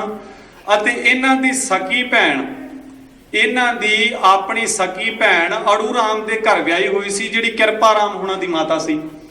ਇਹ ਦੋਨੇ ਖਾਨਦਾਨ ਲੰਮੇ ਸਮੇਂ ਤੋਂ ਗੁਰੂ ਦੇ ਦਰ ਘਰ ਨਾਲ ਜੁੜੇ ਨੇ ਤੇ ਇਹ ਫਰਿਆਦ ਕਰਨ ਵਾਸਤੇ ਪਹੁੰਚੇ ਨੇ ਵੀ ਕਿਰਪਾ ਰਾਮ, ਸਾਡੀਆਂ ਰਿਸ਼ਤੇਦਾਰੀਆਂ ਤੇਰੇ ਨਾਲ ਨੇ, ਕਸ਼ਮੀਰ ਦੇ ਰਹਿਣ ਵਾਲਾ ਮੁੱਢ-ਮੂਲ ਤੋਂ ਤੁਹਾਡਾ ਪਰਿਵਾਰ ਹੈ, ਸਾਡੇ ਵੱਲੋਂ ਬੇਨਤੀ ਕਰੋ। ਕਿਰਪਾ ਰਾਮ ਇਸ ਸਾਰੇ ਵਹੀਰ ਵੱਲੋਂ ਗੁਰੂ ਪਾਤਸ਼ਾਹ ਜੀ ਕੋਲ ਆਣ ਕੇ ਬੇਨਤੀ ਕਰਦਾ ਹੈ, ਕਹਿਣ ਲੱਗਾ ਪਾਤਸ਼ਾਹ ਜੀ ਇਹ ਦੁਖਿਆਰੇ ਨੇ, ਇਹਨਾਂ ਦਾ ਧਰਮ ਧੱਕੇ ਨਾਲ ਤਬਦੀਲ ਕੀਤਾ ਜਾ ਰਿਹਾ ਹੈ, ਇਹਨਾਂ ਤੇ ਦਿਨੇ ਰਾਤ ਜ਼ੁਲਮ ਹੋ ਰਹੇ ਨੇ, ਜੇ ਇਹਨਾਂ ਦੇ ਜ਼ੁਲਮ ਨੂੰ ਕੋਈ ਨਿਵਾਰ ਸਕਦਾ ਹੈ, ਗੁਰੂ ਨਾਨਕ ਪਾਤਸ਼ਾਹ ਜੀ ਦੇ ਦਰ ਘਰ ਤੋਂ ਬਿਨਾਂ ਹੋਰ ਕੋਈ ਘਰ ਨਹੀਂ। ਇਹ ਹਿੰਦੂ ਲੋਕ ਬੇਨਤੀ ਕਰਦੇ ਨੇ। ਪਹਿਲੇ ਜਾਮੇ ਵਿੱਚ ਜੈਸ ਤਿਲਕ ਅਤੇ ਜੰਜੂ ਦੀ ਗੱਲ ਤੁਸੀਂ ਕਰਦਿਆਂ ਕਹਿ ਦਿੱਤਾ ਸੀ ਵੀ ਆਹ ਵੱਟ ਕੇ ਪਾਇਆ ਮੈਨੂੰ ਪਰਵਾਨ ਨਹੀਂ, ਦਇਆ ਕਪਾਹ ਸੰਤੋਖ ਸੂਤ ਜਤ ਗੰਢੀ ਸੱਤ ਵੱਟ ਦੀ ਗੱਲ ਕੀਤੀ ਸੀ। ਉਹ ਦਇਆ ਦਾ ਜਨੇਊ ਤੁਹਾਡੇ ਵੱਲੋਂ ਅੱਜ ਇਹਨਾਂ ਨੂੰ ਚਾਹੀਦਾ ਹੈ, ਇਹਨਾਂ ਦਾ ਧਰਮ ਖਤਰੇ ਵਿੱਚ ਹੈ। ਜਦੋਂ ਇਹ ਬੇਨਤੀ ਕੀਤੀ, ਤਰਲਾ ਲਿਆ, ਇਹਨਾਂ ਦੀਆਂ ਅੱਖਾਂ ਵਿੱਚ ਪਾਣੀ ਹੈ। ਕਹਿੰਦੇ ਪਾਤਸ਼ਾਹ ਜੀ ਕਈਆਂ ਥਾਵਾਂ ਤੇ ਕੀਨੇ ਅਸੀਂ ਪਾਏ ਨੇ, ਸਾਡੀ ਦਾਤ ਫਰਿਆਦ ਕਿਸੇ ਨਹੀਂ ਸੁਣੀ। ਭਾਵੇਂ ਪੂਜਣ ਨੂੰ ਇਹਨਾਂ ਲੋਕਾਂ ਕੋਲ 33 ਕਰੋੜ ਦੇਵਤੇ ਨੇ, ਪਰ ਕਿਸੇ ਵਾਸਤੇ ਮਰਨ ਵਾਸਤੇ ਕੋਈ ਤਿਆਰ ਨਹੀਂ ਜੇ ਹੁੰਦਾ। ਗੁਰੂ ਨਾਨਕ ਪਾਤਸ਼ਾਹ ਦਾ ਦਰ ਘਰ ਐਸਾ ਹੈ, ਉਹਨਾਂ ਦੀ ਅਪੀਲ, ਉਹਨਾਂ ਦੀ ਬੇਨਤੀ, ਉਹਨਾਂ ਦਾ ਘਗਿਆਣਾ ਸੁਣ ਕੇ ਭੱਟ ਚਾਂਦ ਨੇ ਕੁਝ ਸਤਰਾਂ ਲਿਖੀਆਂ ਨੇ। ਭਾਵੇਂ ਭਲੇਖੇ ਨਾਲ ਕਈ ਵਾਰੀ ਇਹਦੇ ਨਾਲ ਨਾਮ ਕਈਆਂ ਦਾ ਹੋਰ ਵੀ ਜੋੜ ਦਿੱਤਾ ਜਾਂਦਾ ਹੈ। ਇਹ ਸਤਰਾਂ ਦਰਅਸਲ ਭੱਟ ਚਾਂਦ ਦੀਆਂ ਲਿਖੀਆਂ ਨੇ। ਕਹਿੰਦੇ ਚਿਤ ਚਰਨ ਕਮਲ ਕਾ ਆਸਰਾ, ਚਿਤ ਚਰਨ ਕਮਲ ਸੰਗ ਜੋੜੀਐ, ਮਨ ਲੋਚੈ ਬੁਰਿਆਈਆਂ, ਗੁਰ ਸ਼ਬਦੀ ਇਹ ਮਨ ਹੋੜੀਐ, ਬਾਹ ਜਿਨ੍ਹਾਂ ਦੀ ਪਕੜੀਐ, ਸਿਰ ਦੀਜੈ ਬਾਹ ਨਾ ਛੋੜੀਐ। ਗੁਰ ਤੇਗ ਬਹਾਦਰ ਬੋਲਿਆ, ਕੀ ਬੋਲਿਆ? ਕਹਿੰਦੇ ਤੁਹਾਡੇ ਵਾਸਤੇ ਸ਼ਹਾਦਤਾਂ ਦੇਵਾਂਗਾ, ਤੁਸੀਂ ਵੀ ਧਰਮ ਵਿੱਚ ਪਰਪੱਕ ਰਹਿਣਾ, ਧਰਮ ਐਵੇਂ ਨਹੀਂ ਛੱਡੀਦਾ ਮਾੜੇ ਮੋਟੇ ਤੇ। ਗੁਰੂ ਤੇਗ ਬਹਾਦਰ ਬੋਲਿਆ, ਧਰ ਪਈਐ ਧਰਮ ਨਾ ਛੋਡੀਐ। ਅੱਜ ਆਨੰਦ ਦੀ ਪੂਰੀ ਜਿਹਨੇ ਇਹਨਾਂ ਦੀ ਬਾਹ ਫੜੀ ਸੀ, ਇਹ ਲੋਕ ਦੇਖਣਾ ਨਹੀਂ ਚਾਹੁੰਦੇ। ਇਸ ਧਰਤੀ ਦਾ ਮਲੀਆ ਮੇਟ ਕਰਨ ਵਾਸਤੇ ਤੁਲੇ ਹੋਏ ਨੇ। ਸੁਹਾਗ ਭਾਗ ਉਜੜਦੇ ਹੋਏ ਇਹਨਾਂ ਲੋਕਾਂ ਦੇ ਗੁਰੂ ਨਾਨਕ ਪਾਤਸ਼ਾਹ ਦੇ ਦਰ ਘਰ ਨੇ ਬਚਾਏ ਨੇ। ਰਾਮ ਨਰੈਣ ਦਰਦੀ ਨੇ ਕੁਝ ਸਤਰਾਂ ਲਿਖੀਆਂ ਨੇ। ਕਹਿੰਦੇ ਕਿਹਾ ਸਤਿਗੁਰੂ ਬਚਿਓ ਘਰੀ ਜਾਓ, ਕਿਹਾ ਸਤਿਗੁਰੂ ਬਚਿਓ ਘਰੀ ਜਾਓ, ਸਿਰ ਦੇ ਕੇ ਸਤ ਬਚਾਂਗਾ ਮੈਂ। ਕਿਹਾ ਸਤਿਗੁਰੂ ਬਚਿਓ ਘਰੀ ਜਾਓ, ਸਿਰ ਦੇ ਕੇ ਸਤ ਬਚਾਂਗਾ ਮੈਂ। ਹਿੰਦੂ ਧਰਮ ਦੇ ਬੁਝ ਰਹੇ ਦੀਵੇ ਅੰਦਰ ਤੇਲ ਆਪਣੇ ਖੂਨ ਦਾ ਪਾਵਾਂਗਾ ਮੈਂ। ਪਾਇਆ ਦੇਸ਼ ਦੀਆਂ ਜੜ੍ਹਾਂ ਵਿੱਚ ਖੂਨ ਆਪਣਾ, ਹਿੰਦੁਸਤਾਨ ਦਾ ਬਾਗ ਤਾਂ ਫਲ ਰਿਹਾ ਹੈ। ਹਿੰਦੂ ਮੰਦਿਰਾਂ ਦੇ ਵਿੱਚ ਅੱਜ ਵੀ ਖੂਨ ਤੇਗ ਬਹਾਦਰ ਦਾ ਬਲ ਰਿਹਾ ਹੈ। ਜੇ ਦੀਵੇ ਜਗਦੇ ਨੇ, ਉਹਨਾਂ ਦੇ ਘੜਿਆਲ ਖੜਕਦੇ ਨੇ, ਧਰਮ ਸਾਬਤ ਰਹਿ ਗਿਆ, ਬਚ ਗਿਆ, ਤਾਂ ਇਹ ਤੇਗ ਬਹਾਦਰ ਪਾਤਸ਼ਾਹ ਜੀ ਦੀ ਦੇਣ ਸੀ। ਅੱਜ ਇਹ ਲੋਕ ਅਕਿਰਤ ਘਣ ਅਹਿਸਾਨ ਫਰਾਮੋਸ਼ ਹੋ ਗਏ ਨੇ। ਜਦੋਂ ਇਹ ਵਿਚਾਰ ਚੱਲ ਰਹੀ ਸੀ, ਉਸੇ ਸਮੇਂ ਗੋਬਿੰਦ ਰਾਏ ਜੀ ਖੇਡਦੇ ਹੋਏ ਆਏ ਨੇ ਤੇ ਆਣ ਕੇ ਦੇਖਿਆ ਵੀ ਇਹਨਾਂ ਲੋਕਾਂ ਦੀਆਂ ਅੱਖਾਂ ਵਿੱਚ ਅਥਰੂ ਨੇ ਤੇ ਪੁੱਛਦੇ ਨੇ ਪਾਤਸ਼ਾਹ ਜੀ ਵੀ ਕੀ ਗੱਲ ਹੈ। ਜਿਵੇਂ ਗੁਰੂ ਨਾਨਕ ਪਾਤਸ਼ਾਹ ਜੀ ਨੇ ਵੀ ਪ੍ਰੀਖਿਆ ਲਈ ਸੀ ਭਾਈ ਲਹਿਣਾ ਜੀ ਦੀ ਤੇ ਹੋਰ ਸਿੱਖਾਂ ਦੀ, ਹੱਥ ਵਿੱਚ ਸਿੱਕਾ ਪਕੜ ਕੇ ਵੀ ਪੁੱਛਿਆ ਸੀ ਵੀ ਮੇਰੀ ਮੁੱਠੀ ਵਿੱਚ ਕੀ ਹੈ। ਕਿਸੇ ਨੇ ਕਹਿ ਦਿੱਤਾ ਚਾਂਦੀ ਦਾ ਰੁਪਈਆ ਹੈ, ਕਿਸੇ ਨੇ ਕਹਿ ਦਿੱਤਾ ਕੁਝ ਨਹੀਂ, ਪਰ ਭਾਈ ਲਹਿਣਾ ਜੀ ਨੇ ਕਹਿ ਦਿੱਤਾ ਸੀ ਤੁਹਾਡੀ ਮੁੱਠੀ ਦੇ ਵਿੱਚ ਦੀਨ ਦੁਨੀਆ ਦੇ ਸੁੱਖ ਛੁਪੇ ਪਏ ਨੇ, ਲੋਕ ਪਰਲੋਕ ਦੇ ਰਾਜ ਨੇ ਤੁਹਾਡੀ ਮੁੱਠੀ ਵਿੱਚ। ਇਸੇ ਤਰ੍ਹਾਂ ਇਹ ਵੀ ਇੱਕ ਪ੍ਰੀਖਿਆ ਸੀ। ਗੁਰੂ ਤੇਗ ਬਹਾਦਰ ਪਾਤਸ਼ਾਹ ਜੀ ਕੀ ਕਹਿੰਦੇ ਜੀ, ਸੋਚੀ ਪੈ ਗਏ। ਆ ਹੋ ਗਿਆ ਸੋਚੀ ਕੋਈ ਨਹੀਂ ਪਏ, ਧਰਮ ਵਾਸਤੇ ਨਿਸ਼ਾਵਰ ਕਰਨ ਨੂੰ ਆਪਣਾ ਆਪ ਤਿਆਰ ਨੇ। ਸਮਾਂ ਬਹੁਤ ਥੋੜਾ ਹੈ ਤੇ ਇੱਕ ਸਿੱਖ ਸੰਗਤਾਂ ਦੇ ਸਾਹਮਣੇ ਪ੍ਰੀਖਿਆ ਲੈਣ ਵਾਸਤੇ ਇੱਕ ਗੱਲ ਕਹੀ। ਕਹਿਣ ਲੱਗੇ ਇਹਨਾਂ ਦੀਆਂ ਅੱਖਾਂ ਵਿੱਚ ਜਲ ਹੈ, ਜੇ ਕੋਈ ਉੱਚੇ ਜੀਵਨ ਵਾਲਾ ਧਾਰਮਿਕ ਪੁਰਸ਼ ਇਹਨਾਂ ਦੀ ਥਾਂ ਤੇ ਜਾ ਕੇ ਆਪਣਾ ਸੀਸ ਦੇ ਦੇਵੇ, ਇਹਨਾਂ ਦਾ ਧਰਮ ਬਚ ਸਕਦਾ ਹੈ। ਉਸ ਪ੍ਰੀਖਿਆ ਦੇ ਵਿੱਚੋਂ ਬਾਲ ਗੋਬਿੰਦ ਰਾਏ ਪਾਸ ਹੋਏ ਨੇ। ਕਹਿੰਦੇ ਪਾਤਸ਼ਾਹ ਜੀ ਇਸ ਘਰ ਨਾਲੋਂ ਵੱਡਾ ਘਰ ਕਿਹੜਾ ਹੋ ਸਕਦਾ ਹੈ, ਇਹਨਾਂ ਦੀ ਖਾਤਰ ਤੁਸੀਂ ਆਪਣਾ ਬਲੀਦਾਨ ਦੇ ਦਿਓ। ਗੁਰੂ ਪਾਤਸ਼ਾਹ ਜੀ ਨੇ ਘੁੱਟ ਕੇ ਸੀਨੇ ਨਾਲ ਲਾਇਆ ਤੇ ਨਾਲ ਨਾਲ ਬ੍ਰਾਹਮਣਾਂ ਨੂੰ ਕਹਿ ਦਿੱਤਾ ਕਿ ਆਪਣੇ ਵੱਲੋਂ ਔਰੰਗਜ਼ੇਬ ਨੂੰ ਸੁਨੇਹਾ ਭੇਜ ਦਿਓ ਬਈ ਸਾਡੇ ਮੁਖੀ ਨੇ ਗੁਰੂ ਤੇਗ ਬਹਾਦਰ ਪਾਤਸ਼ਾਹ, ਤੁਸੀਂ ਉਹਨਾਂ ਨਾਲ ਗੱਲ ਕਰ ਲਵੋ, ਉਹਨਾਂ ਦਾ ਧਰਮ ਤਬਦੀਲ ਕਰ ਲਵੋ। ਜੇ ਤੁਸੀਂ ਉਹਨਾਂ ਨੂੰ ਮਨਾ ਲਓਗੇ ਬਿਨਾਂ ਕਿਸੇ ਝਿਜਕ ਦੇ, ਅਸੀਂ ਸਾਰੇ ਦੇ ਸਾਰੇ ਮੁਸਲਮਾਨ ਬਣ ਜਾਵਾਂਗੇ। ਇਹ ਸੁਨੇਹਾ ਭੇਜ ਦਿੱਤਾ ਗਿਆ। ਹੁਣ ਇਹ ਤੋਂ ਬਾਅਦ ਦੇ ਵਿੱਚ ਗੁਰੂ ਤੇਗ ਬਹਾਦਰ ਪਾਤਸ਼ਾਹ ਜੀ ਨੇ ਆਪ ਗੁਰਿਆਈ ਬਾਲ ਗੋਬਿੰਦ ਰਾਏ ਨੂੰ ਆਪਣੇ ਥਾਂ ਤੇ ਸੁਸ਼ੋਭਿਤ ਕਰਕੇ ਗੁਰਿਆਈ ਗੱਦੀ ਦਾ ਤਿਲਕ ਕਰ ਦਿੱਤਾ। ਨਾਲ ਨਾਲ ਗੁਰੂ ਪਾਤਸ਼ਾਹ ਜੀ ਇਹਨਾਂ ਦੇ ਦੁੱਖ ਨੂੰ ਹਰਨ ਵਾਸਤੇ ਧਰਤੀ ਤੋਂ ਤੁਰਨ ਲੱਗੇ ਨੇ। ਅੱਖਾਂ ਦੇ ਸਾਹਮਣੇ ਉਹ ਸੀਨ ਲੈ ਕੇ ਆਏ। ਉਹ ਆਪਿਆਂ ਸਾਰੇ ਦੁਨੀਆਦਾਰ ਬੈਠੇ ਹਾਂ, ਇਹ ਪਤਾ ਹੈ ਵੀ ਇਸ ਥਾਂ ਤੋਂ ਜਾ ਕੇ ਮੁੜ ਕੇ ਵਾਪਸ ਨਹੀਂ ਆਉਣਾ। ਜੋ ਕਹਾਣੀ ਵਾਪਰਨੀ ਹੈ, ਔਰੰਗਜ਼ੇਬ ਨੇ ਆਪਣੇ ਬਾਪੂ ਨੂੰ ਤੇ ਭਰਾਵਾਂ ਨੂੰ ਨਹੀਂ ਬਖਸ਼ਿਆ। ਭਵਿੱਖ ਦੀ ਗੱਲ ਨੂੰ ਜਾਣਦੇ ਨੇ। ਇਸ ਸਥਾਨ ਤੋਂ ਜਦੋਂ ਤੁਰਨ ਲੱਗੇ ਨੇ 5 ਸਿੱਖਾਂ ਨੂੰ ਨਾਲ ਲਿਆ ਹੈ। ਉਹਨਾਂ ਦੇ ਵਿੱਚ ਨੇ ਭਾਈ ਮਤੀ ਦਾਸ, ਭਾਈ ਸਤੀ ਦਾਸ, ਭਾਈ ਦਿਆਲਾ ਜੀ ਤੇ ਨਾਲ ਨਾਲ ਭਾਈ ਗੁਰਦਿੱਤਾ ਜੀ ਤੇ ਭਾਈ ਉਦੇ ਜੀ, ਭਾਵੇਂ ਕੁਝ ਹੋਰ ਸਿੱਖਾਂ ਦਾ ਜ਼ਿਕਰ ਵੀ ਕਈ ਲੇਖਕਾਂ ਨੇ ਕੀਤਾ ਹੈ। ਇਹ ਸਿੱਖ ਨਾਲ ਤੁਰੇ ਨੇ।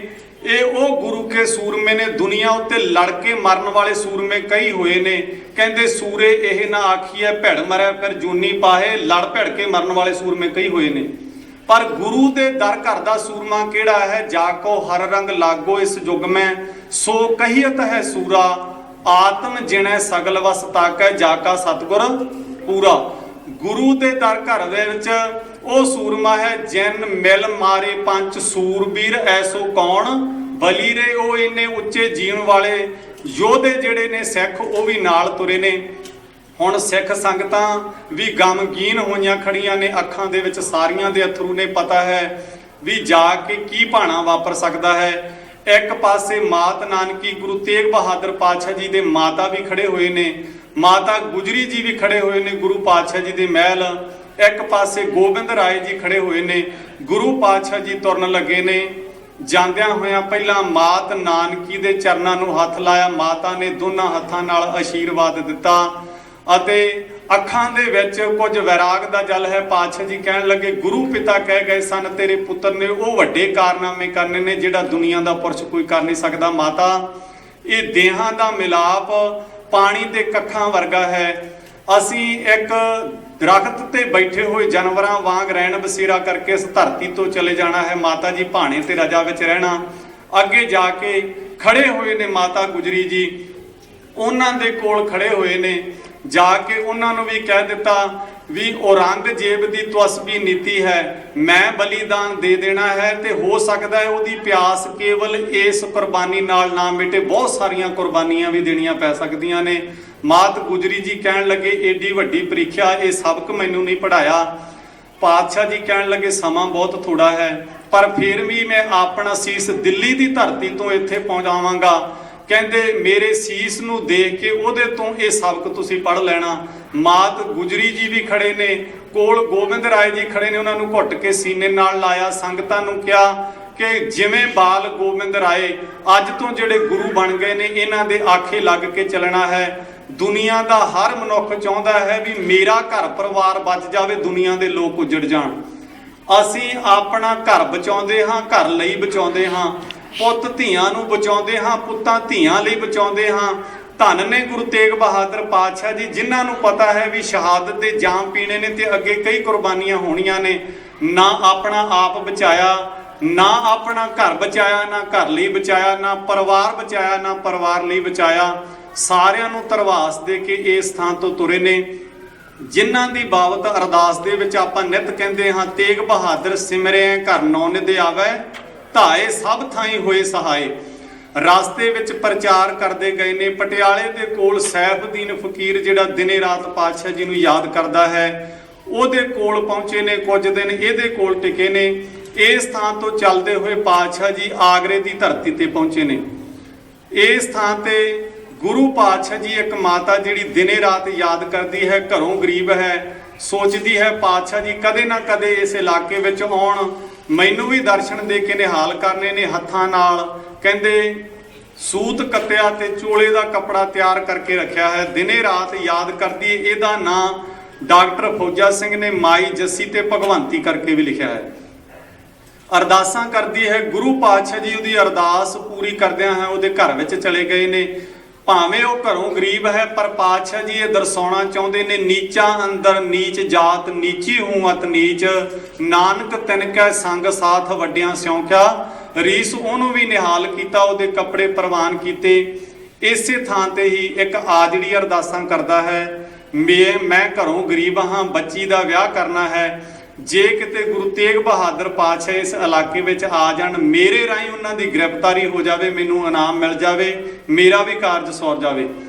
ਗੁਰੂ ਪਾਤਸ਼ਾਹ ਜੀ ਕਿਵੇਂ ਨਿਹਾਲ ਕਰਨ ਵਾਲੇ ਨੇ, ਇੱਕ ਇੱਕ ਬੰਦੇ ਨੂੰ ਬਾਹਰ ਬਾਗ ਦੇ ਵਿੱਚ ਜਾ ਕੇ ਡੇਰਾ ਲਾ ਦਿੱਤਾ।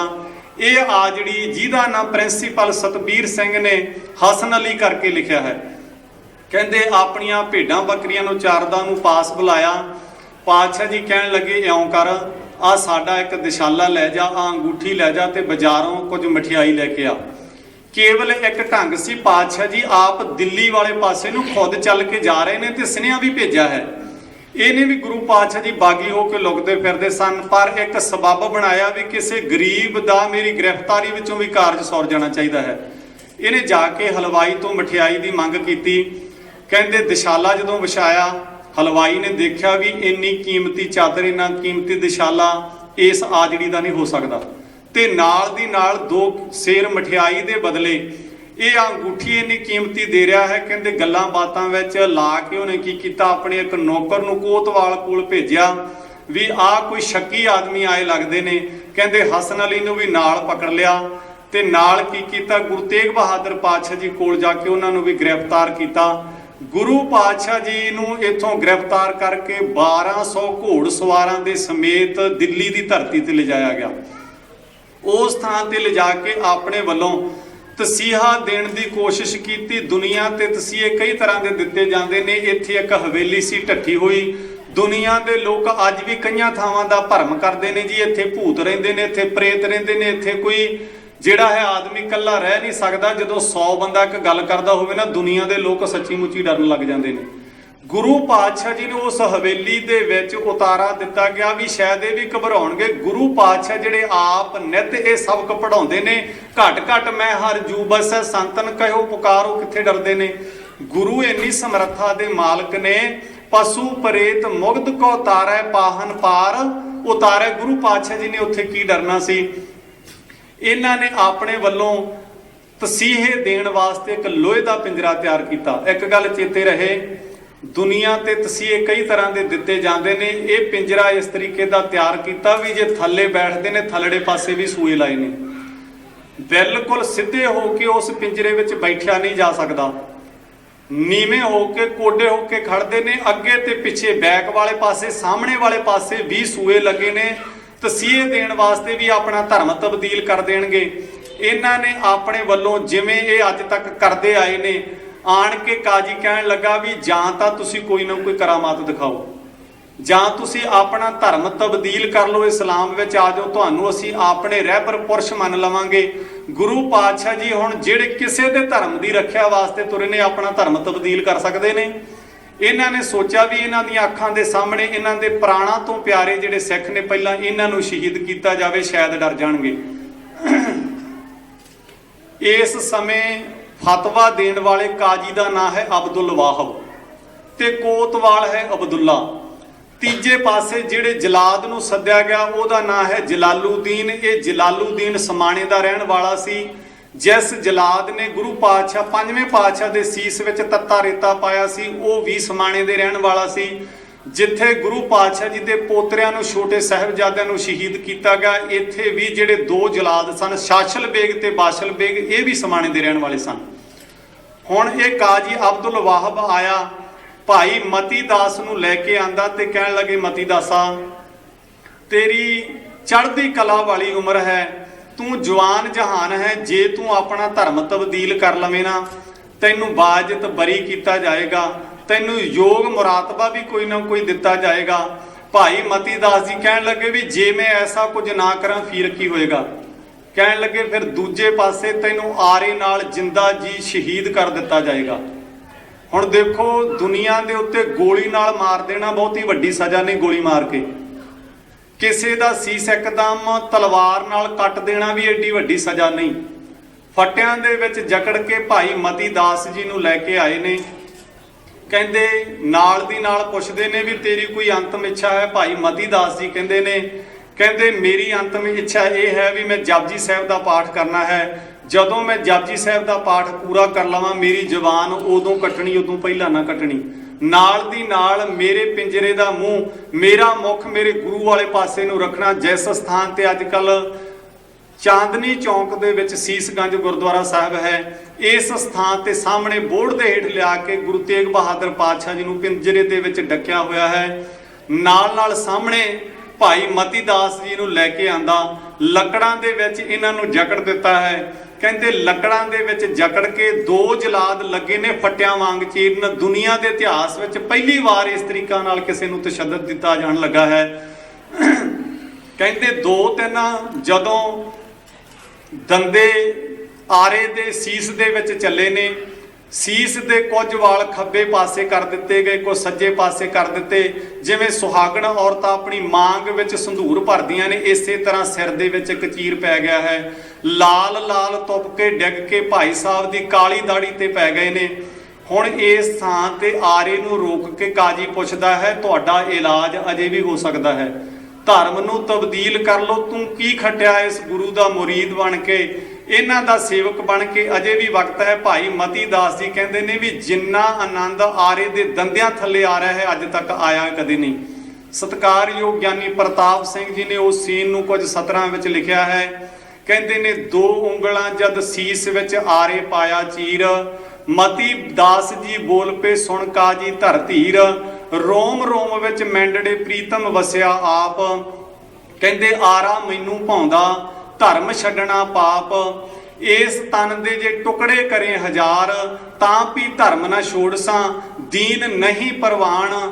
ਅਖੀਰਲੀਆਂ ਪੰਕਤੀਆਂ ਵਿੱਚ ਕਹਿੰਦੇ ਨੇ ਜਿਹੜੀਆਂ ਕਈਆਂ ਸੱਜਣਾਂ ਨੂੰ ਯਾਦ ਨੇ, ਕਹਿੰਦੇ ਆਰਾ ਪਿਆਰਾ ਲਗਤ ਹੈ ਕਾਰਾ ਕਰੋ ਬਣਾਏ, ਸਿਰ ਜਾਂਦਾ ਤਾਂ ਜਾਣਦੇ ਮੇਰਾ ਸਿੱਖੀ ਸਿਦਕ ਨਾ ਜਾਏ। ਇਹ ਗੀਤ ਗਾਇਆ। ਅੱਜ ਅਸੀਂ ਧਿਆਨ ਮਾਰੀਏ, ਇੱਕ ਪਾਸੇ ਆਰੇ ਦੇ ਦੰਦੇ ਨੇ, ਦੂਜੇ ਪਾਸੇ ਪਾਤਸ਼ਾਹੀਆਂ ਮਿਲਣ ਵਾਸਤੇ ਤਿਆਰ ਨੇ। ਉਹ ਸਿੱਖ ਮੰਗ ਕਰਦਾ ਹੈ ਮੇਰਾ ਮੂੰਹ ਗੁਰੂ ਵਾਲੇ ਪਾਸੇ ਨੂੰ ਕਰ ਦੇਣਾ, ਮੈਂ ਜਪਜੀ ਸਾਹਿਬ ਦਾ ਪਾਠ ਕਰਾਂਗਾ। ਅੱਜ ਗੱਦਿਆਂ ਤੇ ਸੌਂਦਿਆਂ ਹੋਇਆਂ ਸਾਨੂੰ ਨਿਤਨੇਮ ਭੁੱਲਿਆ ਹੋਇਆ ਹੈ। ਕਹਿੰਦੇ ਅਸੀਂ ਵੀ ਇਹੀ ਗੱਲਾਂ ਵੀ ਅਸੀਂ ਗੁਰੂ ਗ੍ਰੰਥ ਸਾਹਿਬ ਦੇ ਸਿੱਖ ਹਾਂ, ਨਿਤਨੇਮ ਨਾਲੋਂ ਅਸੀਂ ਟੁੱਟ ਗਏ। ਸਿੱਖ ਆਪਣਾ ਧਰਮ ਛੱਡਣ ਵਾਸਤੇ ਤਿਆਰ ਨਹੀਂ। ਅੱਜ ਅਸੀਂ ਆਪਣੀ ਸਿੱਖੀ ਦੇ ਕਾਤਲ ਆਪ ਬਣ ਰਹੇ ਹਾਂ। ਬੱਚਿਆਂ ਦੇ ਸੀਸ ਦੇ ਉੱਤੇ ਰੱਖੇ ਹੋਏ ਕੇਸ ਕੱਟ ਕੇ ਕਹਿ ਦਿੱਤਾ ਜਾਂਦਾ ਵੀ ਇਹਦਾ ਸਿਰ ਦੁਖਦਾ ਰਹਿੰਦਾ ਸੀ। ਹੈਰਾਨੀ ਦੀ ਗੱਲ, ਜੇ ਬੱਚੇ ਦੀ ਲੱਤ ਦੁਖਦੀ ਰਵੇ, ਕਿਸੇ ਨੇ ਲੱਤ ਨਹੀਂ ਕੱਟੀ। ਬੱਚੇ ਦਾ ਢਿੱਡ ਵੀ ਕਈ ਵਾਰ ਦੁਖਿਆ, ਉਹਦਾ ਕੋਈ ਇੰਤਜ਼ਾਮ ਨਹੀਂ, ਬਸ ਜੀ ਇਹਦਾ ਸਿਰ ਦੁਖਦਾ ਹੀ। ਕਿਉਂਕਿ ਮਾਵਾਂ ਆਪ ਇਹ ਕੁਝ ਕਰਨ ਵਾਸਤੇ ਤਿਆਰ ਨਹੀਂ।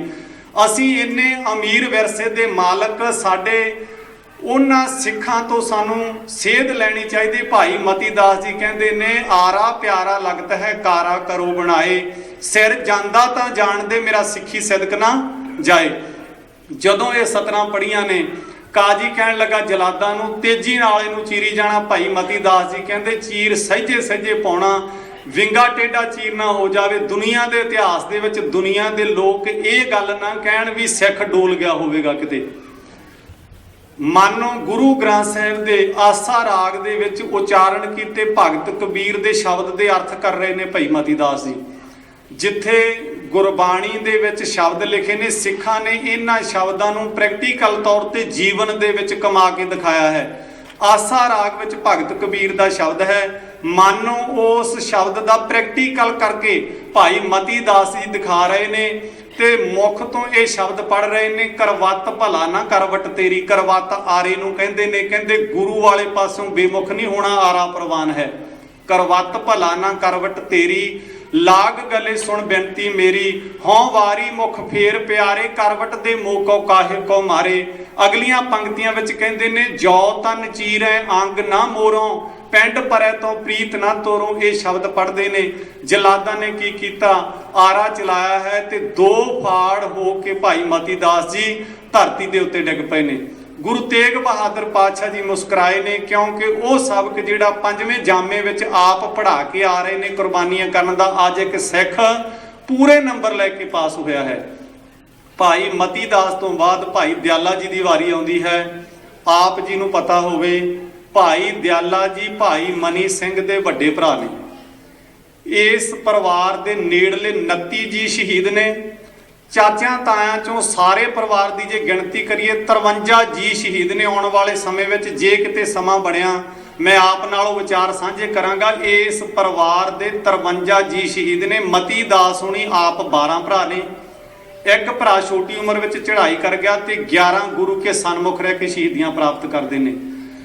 ਭਾਈ ਮਤੀ ਦਾਸ ਦੇ 7 ਪੁੱਤਰ ਸ਼ਹੀਦ ਨੇ। ਇਹਨਾਂ ਦਾ ਦਾਦਾ ਬੱਲੂ ਰਾਓ 6ਵੇਂ ਪਾਤਸ਼ਾਹ ਜੀ ਦੇ ਨਾਲ ਪਹਿਲੀ ਜੰਗ ਜਿਹੜੀ ਅੰਮ੍ਰਿਤਸਰ ਵਿੱਚ ਹੋਈ ਸੀ ਉਸ ਥਾਂ ਤੇ ਸ਼ਹੀਦ ਹੋਇਆ ਸੀ। ਇਹ ਸ਼ਹੀਦਾਂ ਦਾ ਪਰਿਵਾਰ ਹੈ। ਭਾਈ ਦਿਆਲਾ ਜੀ ਭਾਈ ਮਨੀ ਸਿੰਘ ਦੇ ਵੱਡੇ ਭਰਾ ਨੇ। ਜਦੋਂ ਇਹਨਾਂ ਦੀ ਵਾਰੀ ਆਈ ਇਹਨਾਂ ਨੂੰ ਵੀ ਉਹੀ ਸਬਕ ਜਿਹੜਾ ਪਹਿਲਾਂ ਪੜ੍ਹਦੇ ਨੇ ਕਹਿ ਦਿੱਤਾ ਵੀ ਆਪਣਾ ਧਰਮ ਤਬਦੀਲ ਕਰ ਲਓ ਜਾਂ ਕੋਈ ਕਰਾਮਾਤ ਦਿਖਾਓ। ਭਾਈ ਸਾਹਿਬ ਜੀ ਕਹਿੰਦੇ ਵੀ ਤੁਹਾਡਾ ਜੋ ਜੀ ਕਰਦਾ ਹੈ ਉਹ ਕਰ ਲਓ, ਆਪਣਾ ਧਰਮ ਤਬਦੀਲ ਨਹੀਂ ਕਰਾਂਗਾ। ਕਹਿੰਦੇ ਇਹਨਾਂ ਨੇ ਕੀ ਕੀਤਾ, ਇੱਕ ਦੇਗ ਦੇ ਵਿੱਚ ਬਹੁਤ ਸਾਰਾ ਤੇਲ ਪਾਇਆ ਹੈ। ਕਹਿੰਦੇ ਉਹਨੂੰ ਤਪਾ ਲਿਆ ਗਿਆ ਜਿਵੇਂ ਪਕੌੜੇ ਅਸੀਂ ਤਲਦੇ ਹਾਂ ਨਾ। ਭਾਈ ਸਾਹਿਬ ਨੂੰ ਉਹਦੇ ਵਿੱਚ ਬੈਠਣ ਵਾਸਤੇ ਕਹਿ ਦਿੱਤਾ। ਕਿਸੇ ਸਮੇਂ ਸਾਡੇ ਇਸ ਸਿੱਖੀ ਦੇ ਰੰਗ ਨੂੰ ਭਾਵੇਂ ਲਾਹੌਰ ਦੀ ਧਰਤੀ ਤੇ ਵੀ ਪਰਖਿਆ ਗਿਆ। 5ਵੇਂ ਪਾਤਸ਼ਾਹ ਜੀ ਨੇ ਕਿਸੇ ਸਮੇਂ ਸਿੱਖਾਂ ਨੂੰ ਇਹ ਸਬਕ ਪੜ੍ਹਾਉਣ ਵਾਸਤੇ ਆਪ ਉਬਾਲੇ ਖਾ ਕੇ ਸਿੱਖੀ ਦੇ ਰੰਗ ਨੂੰ ਪੱਕਾ ਕਰ ਦਿੱਤਾ ਸੀ। ਇਹ ਮਜੀਠ ਦਾ ਰੰਗ ਹੈ ਜਿਹੜਾ ਕਦੇ ਨਹੀਂ ਉਤਰਦਾ। ਭਾਈ ਸਾਹਿਬ ਭਾਈ ਦਿਆਲਾ ਜੀ ਦੀਆਂ ਭਾਵੇਂ ਅਸੀਂ ਜਿਹੜੀਆਂ ਅੱਜ ਫੋਟੋ ਦੇਖਦੇ ਹਾਂ ਨਾ ਉਹਦੇ ਵਿੱਚ ਇਹ ਹੁੰਦਾ ਹੈ ਵੀ ਇੱਕ ਗਾਗਰ ਵੱਡੀ ਸਾਰੀ ਹੈ ਉਹਦੇ ਵਿੱਚ ਬਿਠਾਏ ਨੇ ਤੇ ਉਹਨਾਂ ਦਾ ਸੀਸ ਨੰਗਾ ਹੈ। ਦਰਅਸਲ ਇਦਾਂ ਨਹੀਂ, ਉਹਨਾਂ ਨੂੰ ਉਸ ਗਾਗਰ ਦੇ ਵਿੱਚ ਜਿਹਦੇ ਵਿੱਚ ਤੇਲ ਤਪਾਇਆ ਸੀ ਵਿੱਚ ਬਿਠਾ ਦਿੱਤਾ ਗਿਆ ਤੇ ਢੱਕਣ ਭਾਫ ਨਾਲ ਵੀ ਕਿਤੇ ਉੱਪਰ ਨਾ ਉੱਠੇ ਉਹਨੂੰ ਭਾਰਾ ਸਾਰਾ ਪੱਥਰ ਰੱਖ ਕੇ ਉੱਤੋਂ ਢੱਕ ਦਿੱਤਾ। ਪਕੌੜਿਆਂ ਦੇ ਵਾਂਗ ਤਲ ਦਿੱਤਾ ਗਿਆ। ਪਰ ਉਸ ਗਾਗਰ ਦੇ ਵਿੱਚੋਂ ਵੀ ਇਹ ਆਵਾਜ਼ ਆ ਰਹੀ ਸੀ, ਨਹਿ ਕਿਛ ਜਨਮੈ ਨਹਿ ਕਿਛ ਮਰੈ ਆਪਨ ਚਲਤ ਆਪ ਹੀ ਕਰੈ। ਤੀਜੇ ਥਾਂ ਤੇ ਭਾਈ ਸਤੀ ਦਾਸ ਦੀ ਵਾਰੀ ਆਈ ਜਿਹੜੇ ਭਾਈ ਮਤੀ ਦਾਸ ਜੀ ਦੇ ਸਕੇ ਭਰਾ ਨੇ। ਜਦੋਂ ਵੀ ਗੁਰੂ ਤੇਗ ਬਹਾਦਰ ਪਾਤਸ਼ਾਹ ਅਸਾਮ ਵਾਲੇ ਪਾਸੇ ਗਏ ਨੇ ਘਰ ਬਾਰੀ ਸਿੱਖ ਕਹਿ ਕੇ ਇਹਨਾਂ ਨੂੰ ਵਡਿਆਇਆ ਸੀ। ਨਾਲ ਦੀ ਨਾਲ ਗੁਰੂ ਪਾਤਸ਼ਾਹ ਜੀ ਦੇ ਜੀਵਨ ਦੀ ਡਾਇਰੀ ਵੀ ਇਹ ਲਿਖਦੇ ਸਨ। ਦਿੱਲੀ ਦੇ ਵਿੱਚ ਜੋ ਕਾਰਨਾਮੇ ਹੋਏ ਇਹਨਾਂ ਨੇ ਕਲਮਬੰਦ ਕੀਤੇ ਸਨ। ਭਾਵੇਂ ਜ਼ਾਲਮਾਂ ਨੇ ਉਹ ਕਾਗਜ਼ ਖੋਹ ਲਏ ਤੇ ਸਾੜ ਦਿੱਤੇ ਸਨ। ਕੀ ਕੀਤਾ ਇਹਨਾਂ ਦੇ ਵੀ ਸਾਰੇ ਸਰੀਰ ਨੂੰ ਰੂੰ ਨਾਲ ਲਪੇਟ ਦਿੱਤਾ। ਰੂੰ ਨਾਲ ਲਪੇਟ ਕੇ ਇੱਕ ਲੋਹੇ ਦੀ ਤਾਰ ਨਾਲ ਸਰੀਰ ਨੂੰ ਵਲ ਕੇ ਕਿੱਲਿਆਂ ਦੇ ਨਾਲ ਬੰਨ੍ਹ ਦਿੱਤਾ ਵੀ ਜਦੋਂ ਸਿੱਖ ਨੂੰ ਸਾੜਿਆ ਜਾਏਗਾ ਖੱਬੇ ਸੱਜੇ ਦੌੜੇਗਾ। ਪਤਾ ਨਹੀਂ ਇਹ ਦਿੱਲੀ ਦੀ ਸਾਡੇ ਨਾਲ ਪੁਰਾਣੀ ਕੋਈ ਦੁਸ਼ਮਣੀ ਹੈ। ਕਿਸੇ ਸਮੇਂ ਇਹ ਰੂੰ ਬੰਨ੍ਹ ਕੇ ਸਾੜਦੀ ਹੈ, ਕਿਤੇ ਗਲਾਂ ਵਿੱਚ ਟਾਇਰ ਪਾ ਕੇ ਸਾੜਦੀ ਹੈ, ਕਿਤੇ ਪੈਟਰੋਲ ਛਿੜਕ ਕੇ ਸਿੱਖਾਂ ਨੂੰ ਸਾੜਦੀ ਹੈ। ਇਹ ਕਈ ਸਮੇਂ ਸਿੱਖੀ ਦੀ ਪ੍ਰੀਖਿਆ ਲੈਂਦੀ ਰਹੀ। ਅੱਜ ਵੀ ਉਹੀ ਦਿੱਲੀ ਦੀ ਧਰਤੀ ਹੈ। ਭਾਈ ਸਤੀ ਦਾਸ ਨੂੰ ਰੂੰ ਦੇ ਵਿੱਚ ਲਪੇਟ ਕੇ ਕਹਿੰਦੇ ਕਿੱਲੇ ਗੱਡ ਕੇ ਨਾਲ ਉਤਾਰ ਬੰਨ ਦਿੱਤੀ ਜਿਹਦੇ ਨਾਲ ਲੱਤਾਂ ਬਾਹਾਂ ਬੰਨੀਆਂ ਨੇ। ਪੈਰਾਂ ਵਾਲੇ ਪਾਸਿਓਂ ਤੇਲ ਛਿੜਕ ਕੇ ਅੱਗ ਲਾ ਦਿੱਤੀ। ਪਰ ਸਿੱਖ ਭਾਵਨਾ ਨਾਲ ਜ਼ੁਬਾਨ ਤੋਂ ਇਹ ਕਹਿ ਰਿਹਾ ਸੀ, ਨਹਿ ਕਿਛ ਜਨਮੈ ਨਹਿ ਕਿਛ ਮਰੈ ਨਾਨਕ ਭਗਤਾਂ ਸਦਾ ਵਿਗਾਸ ਸੁਣਿਆ ਦੁਖ ਪਾਪ ਕਾ ਨਾਸ ਦਾ ਪਾਠ ਕਰਦਾ ਰਿਹਾ। ਇਹਨਾਂ ਤਿੰਨਾਂ ਸਿੱਖਾਂ ਨੂੰ ਜਦੋਂ ਸ਼ਹੀਦ ਕਰ ਦਿੱਤਾ ਹੁਣ ਗੁਰੂ ਤੇਗ ਬਹਾਦਰ ਪਾਤਸ਼ਾਹ ਜੀ ਵਾਲੇ ਪਾਸੇ ਆਏ ਨੇ। ਇਹ ਕਹਿਣ ਲੱਗੇ ਕਾਜ਼ੀ ਅਬਦੁਲ ਵਾਹਬ ਕਹਿੰਦਾ ਅਜੇ ਵੀ ਤੁਸੀਂ ਆਪਣੇ ਆਪ ਨੂੰ ਬਚਾ ਸਕਦੇ ਹੋ। ਤੁਹਾਡੀ ਇੱਕੋ ਇੱਕ ਸੰਤਾਨ ਹੈ। ਅਸੀਂ ਤੁਹਾਡਾ ਘਰ ਘਾਟ ਵੀ ਬਰਬਾਦ ਕਰ ਦਿਆਂਗੇ। ਤੁਹਾਨੂੰ ਵੀ ਮੌਤ ਦੇ ਘਾਟ ਉਤਾਰ ਦਿੱਤਾ ਜਾਏਗਾ। ਪਾਤਸ਼ਾਹ ਜੀ ਕਹਿੰਦੇ ਤੇਰੇ ਦਾਦੇ ਤੇ ਬਾਬੇ ਵੀ ਮੁਸਲਮਾਨ ਸਨ, ਮੌਤ ਉਹਨਾਂ ਨੂੰ ਵੀ ਆਈ ਹੈ। ਇਸ ਸਰੀਰ ਵਿੱਚ ਰਹਿ ਕੇ ਵੀ ਆਵੇਗੀ। ਮੈਂ ਆਪਣਾ ਧਰਮ ਤਬਦੀਲ ਨਹੀਂ ਕਰਾਂਗਾ। ਗੁਰੂ ਪਾਤਸ਼ਾਹ ਜੀ ਨੂੰ ਇਹ ਕਾਜ਼ੀ ਕਹਿਣ ਲੱਗਾ ਸਾਡਾ ਇਹ ਖਾਨਦਾਨੀ ਕੀਤਾ ਹੈ। ਅਬਦੁਲ ਵਾਹਬ ਕਹਿੰਦਾ। ਦੂਜੇ ਪਾਸੇ ਜਲਾਦ ਖੜਾ ਹੈ, ਉਹ ਕਹਿੰਦਾ ਸਾਡਾ ਵੀ ਪਿਤਾ ਪੁਰਖੀ ਇਹ ਧੰਦਾ ਹੈ, ਸਾਡੇ ਦਾਦੇ ਪੜਦਾਦੇ ਵੀ ਇਹੀ ਕੰਮ ਕਰਦੇ ਰਹੇ ਨੇ। ਗੁਰੂ ਤੇਗ ਬਹਾਦਰ ਪਾਤਸ਼ਾਹ ਜੀ ਮੁਸਕਰਾਏ, ਕਹਿੰਦੇ ਆ ਤਾਂ ਸਬੱਬ ਕੁਦਰਤ ਨੇ ਬੜੇ ਵਧੀਆ ਮਿਲਾਏ ਨੇ। ਉਹ ਖਾਨਦਾਨੀ ਕਾਜੀ ਹੈ, ਤੂੰ ਖਾਨਦਾਨੀ ਜਲਾਦ ਹੈ ਤੇ ਅਸੀਂ ਖਾਨਦਾਨੀ ਸ਼ਹੀਦ ਹਾਂ। ਸਾਡੇ ਦਾਦੇ ਨੇ ਵੀ ਕਿਸੇ ਸਮੇਂ ਲਾਹੌਰ ਦੇ ਵਿੱਚ ਤਤੀਆਂ ਤਵੀਆਂ ਤੇ ਬੈਠ ਕੇ ਸ਼ਹੀਦੀਆਂ ਹੱਸ-ਹੱਸ ਕੁਰਬਾਨ ਕੀਤਾ ਆਪਣੇ ਆਪ ਨੂੰ। ਅੱਜ ਇਹ ਚਾਂਦਨੀ ਚੌਂਕ ਹੈ। ਕਿਸੇ ਸਮੇਂ ਪੋਤਰਿਆਂ ਨੇ ਵੀ ਜਾ ਕੇ ਇਹ ਜਿਹੜੇ ਮੁੱਖ ਗੜ੍ਹ ਸਨ ਨਾ, ਕਿਸੇ ਸਮੇਂ ਲਾਹੌਰ ਵੀ ਮਸ਼ਹੂਰ ਸ਼ਹਿਰ ਸੀ, ਉਸ ਥਾਂ ਤੇ ਦਾਦੇ ਨੇ ਸ਼ਹਾਦਤ ਦਿੱਤੀ। ਫਿਰ ਪੋਤਰੇ ਦੀ ਵਾਰੀ ਆਉਂਦੀ ਹੈ, ਚਾਂਦਨੀ ਚੌਂਕ ਹੈ। ਦਿੱਲੀ ਸ਼ਹਿਰ ਵੀ ਉਸ ਸਮੇਂ ਮਸ਼ਹੂਰ ਸੀ। ਇਹਨਾਂ ਦੋ ਸ਼ਹਿਰਾਂ ਤੋਂ ਬਾਅਦ ਸਰਹੰਦ ਵੀ ਮਸ਼ਹੂਰ ਸੀ। ਉਸੇ ਥਾਂ ਤੇ ਗੁਰੂ ਤੇਗ ਬਹਾਦਰ ਪਾਤਸ਼ਾਹ ਜੀ ਦੇ ਪੋਤਰੇ ਇਸ ਥਾਂ ਤੇ ਸ਼ਹੀਦੀ ਜਾਮ ਪੀਤਾ ਹੈ। ਇਹਨਾਂ ਸਤਰਾਂ ਨੂੰ ਪੰਜਵੇਂ ਪਾਤਸ਼ਾਹ ਵੱਲੋਂ ਇੱਕ ਕਵੀ ਨੇ ਲਿਖਿਆ ਹੈ, ਕਹਿੰਦੇ ਥੋੜੇ ਦਿਨਾਂ ਵਿੱਚ ਹੀ ਫੁੱਲ ਇਸ ਦੇ ਖਿਲਰ ਜਾਣਗੇ ਇਸ ਸੰਸਾਰ ਅੰਦਰ। ਕੋਈ ਚਾਂਦਨੀ ਚੌਂਕ ਨੂੰ ਭਾਗ ਲਾਸੀ ਚੜ ਕੇ ਦੇਸ਼ ਤੇ ਧਰਮ ਪਿਆਰ ਅੰਦਰ। ਮਹਿਕ ਉਠੂਗੀ ਚਮਕੌਰ ਦੀ ਜੂਹ ਸਾਰੀ, ਕਹਿੰਦੇ खिड़े दो जो तोड़ दिते बहार अंदर, अध खिड़े ही तोड़ के टाहणियां तो चिण देवेगा कोई दीवार अंदर। कहते लगी रहेगी सदा बहार। इस ते सिੱਖੀ ਦੇ बूटे की गल करदे होए कवि ने सतरां लिखियां ने पंजवें पातशाह वालों। कहते लगी रहेगी सदा बहार, इस ते लागे खिजा ने इस दे टुकना नहीं, पतझड़ नहीं आएगी ये बाग जिहड़ा मैं ला के चलिया हाँ। पंजवें पातशाह कहते ने, कहते लगी रहेगी सदा बहार, इस ते लागे खिजा ने इस दे टुकना नहीं।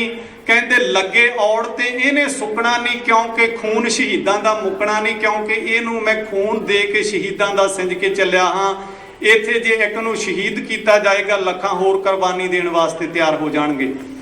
गुरु तेग बहादुर पातशाह जी नूं भी कहंदे ने भी करामात दिखाओ, नहीं तां तुहाडा सीस जिहड़ा है ਉਹ ਧੜ ਨਾਲੋਂ ਅਲੱਗ ਕਰ ਦਿੱਤਾ ਜਾਏਗਾ। ਨਾਲ ਪੁੱਛਦੇ ਨੇ ਤੁਹਾਡੀ ਕੋਈ ਅੰਤਮ ਇੱਛਾ ਹੈ? ਪਾਤਸ਼ਾਹ ਜੀ ਕਹਿੰਦੇ ਮੈਂ ਜਪਜੀ ਸਾਹਿਬ ਦਾ ਪਾਠ ਕਰਾਂਗਾ, ਜਦੋਂ ਮੈਂ ਜਪਜੀ ਸਾਹਿਬ ਦਾ ਭੋਗ ਪਾ ਕੇ ਮੱਥਾ ਟੇਕਾਂਗਾ ਉਸ ਸਮੇਂ ਮੇਰਾ ਸੀਸ ਧੜ ਨਾਲੋਂ ਜੁਦਾ ਕਰ ਦਿੱਤਾ ਜਾਵੇ, ਕੋਈ ਪਰਵਾਹ ਨਹੀਂ।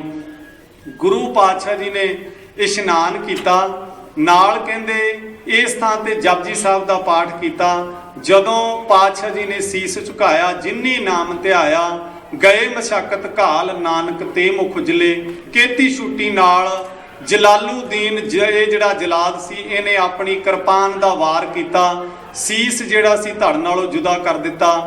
इस समय वो जिहड़े धर्मी लोग सन ना उन्हां ने अपने मूँह दे विच उंगलियां लईआं ने, कईआं दीआं अखां विच अथरू भी आए ने। बनी हुई विਉਂਤ बंदी मुताबक भाई जैता जी इस भीड़ दे विच खड़े हुए ने, क्योंकि उन्हां दी ड्यूटी बकायदा लाई गई सी भी तुसीं सीस नूं लैके आनंदपुर की धरती ते जाना है। लेखक लिखते ने भी उस समय झक्खड़ भी आया, हनेरी भी आई। भाई जैता जी ने की कीता, कहंदे समय तो फायदा उठा के जल्दी नाल घरों एक टोकरी पहलां लैके आए हुए ने, कपड़ा लैके आंदा है। गुरु पातशाह जी दा सीस जल्दी नाल कपड़े दे विच लपेट लिया, नाल अरदास कीती, पातशाह मैं तुहाडा सीस नहीं लैके जा सकदा, अरदास है तुसीं जैते नूं आनंदपुर आप लैके जाना है। अरदास बेनती करके इस स्थान तो तुरे ने। रास्ते विच जांदियां होइआं इन्हां ने 5 पड़ाਅ कीते ने। पहला पड़ाਅ बाग घाट कीता है, दूजा पड़ाਅ इन्हां ने तरावड़ी नदी के किनारे ते कीता है। तुरदियां काफ़ी समा हो गया है, शामां पै गईआं ने, कदम जिहड़े ने पैरां दे विच छाले पै गए ने, क्योंकि राह नूं छड्ड के खेतां विच पासे दी हो के भाई साहब भाई जैता जी तुर रहे ने। इस थां ते शाम नूं की देखिआ, एक धोबी कहंदे इस घाट ते तरावड़ी नदी के किनारे ते कपड़े धो रिहा है। ਉਹਦੇ पास जाके बैठ गए ने। वो धोबी पुछदा है, कहंदा देखण नूं तूं सिखां वर्गा लगदा है, किते तूं सिख तां नहीं? भाई जैता जी कहंदे मैं सिख ही हाँ। ਉਹਦੇ ਨਾਲ ਗੱਲਾਂ ਬਾਤਾਂ ਕਰਦੇ ਨੇ। ਕਹਿੰਦੇ ਮੈਂ ਸੁਣਿਆ ਹੈ ਵੀ ਗੁਰੂ ਵਾਅਦਾ ਕਰਕੇ ਹਮੇਸ਼ਾ ਵਾਸਤੇ ਪਗਾਉਂਦਾ ਹੈ। ਉਹ ਕਹਿਣ ਲੱਗੇ ਵੀ ਦੱਸ ਕੀ ਗੱਲਬਾਤ ਹੈ? ਕਹਿੰਦਾ ਵੀ ਮੈਂ ਇੱਕ ਵਾਰ ਆਨੰਦਪੁਰ ਗਿਆ ਸੀ, ਇਸ ਘਟਨਾ ਨੂੰ ਵੀ ਤੁਸੀਂ ਘੱਟ ਸੁਣਿਆ ਹੋਵੇਗਾ, ਇਹ ਵੀ ਡਾਕਟਰ ਫੌਜਾ ਸਿੰਘ ਨੇ ਲਿਖੀ ਹੈ। ਕਹਿੰਦੇ ਉਹ ਪੁੱਛਦਾ ਹੈ, ਕਹਿੰਦਾ ਵੀ ਮੈਂ ਆਨੰਦਪੁਰ ਦੀ ਧਰਤੀ ਤੇ ਗਿਆ ਸੀ, ਇਹਦਾ ਨਾਂ ਇਤਿਹਾਸ ਦੇ ਵਿੱਚ ਦੇਵਾਰਾਮ ਕਰਕੇ ਲਿਖਿਆ ਹੈ। ਕਹਿੰਦਾ ਮੈਂ ਸੰਗਤ ਵਿੱਚ ਬੈਠਾ, ਕਹਿੰਦਾ ਮੈਂ ਉੱਠ ਕੇ ਗੱਲ ਕਹਿਣ ਦੀ ਕੋਸ਼ਿਸ਼ ਕਰਦਾ, ਫਿਰ ਬੈਠ ਜਾਂਦਾ ਆਪਣੇ ਆਪ ਵੱਲ ਧਿਆਨ ਮਾਰ ਕੇ। ਮੈਨੂੰ ਕਹਿੰਦਾ ਗੁਰੂ ਤੇਗ ਬਹਾਦਰ ਪਾਤਸ਼ਾਹ ਨੇ ਦੇਖ ਲਿਆ, ਪਾਸ ਬੁਲਾਇਆ ਤੇ ਬੁਲਾ ਕੇ ਕਹਿਣ ਲੱਗੇ ਸਿੱਖਾ ਮੈਨੂੰ ਇੰਜ ਲੱਗਦਾ ਹੈ ਜਿਵੇਂ ਮੈਨੂੰ ਕੁਝ ਕਹਿਣਾ ਚਾਹੁੰਦਾ ਹੋਵੇ। ਕਹਿੰਦਾ ਪਾਤਸ਼ਾਹ ਜੀ ਮੰਗ ਬਹੁਤ ਵੱਡੀ ਹੈ, ਪਰ ਮੇਰੀ ਜਿਹੜੀ ਮੰਗ ਹੈ ਨਾ, ਮੈਂ ਆਪਣੇ ਆਪ ਵੱਲ ਧਿਆਨ ਮਾਰਦਾ ਹਾਂ, ਮੈਂ ਗਰੀਬ ਹਾਂ। ਪਾਤਸ਼ਾਹ ਜੀ ਕਹਿੰਦੇ ਸਾਚੇ ਸਾਹਿਬਾ ਕਿਆ ਨਾਹੀਂ ਘਰ ਤੇਰੇ, ਗੁਰੂ ਦੇ ਘਰ ਸਭ ਕੁਝ ਹੈ, ਤੂੰ ਮੰਗ ਤਾਂ ਸਹੀ ਕੀ ਮੰਗ ਹੈ?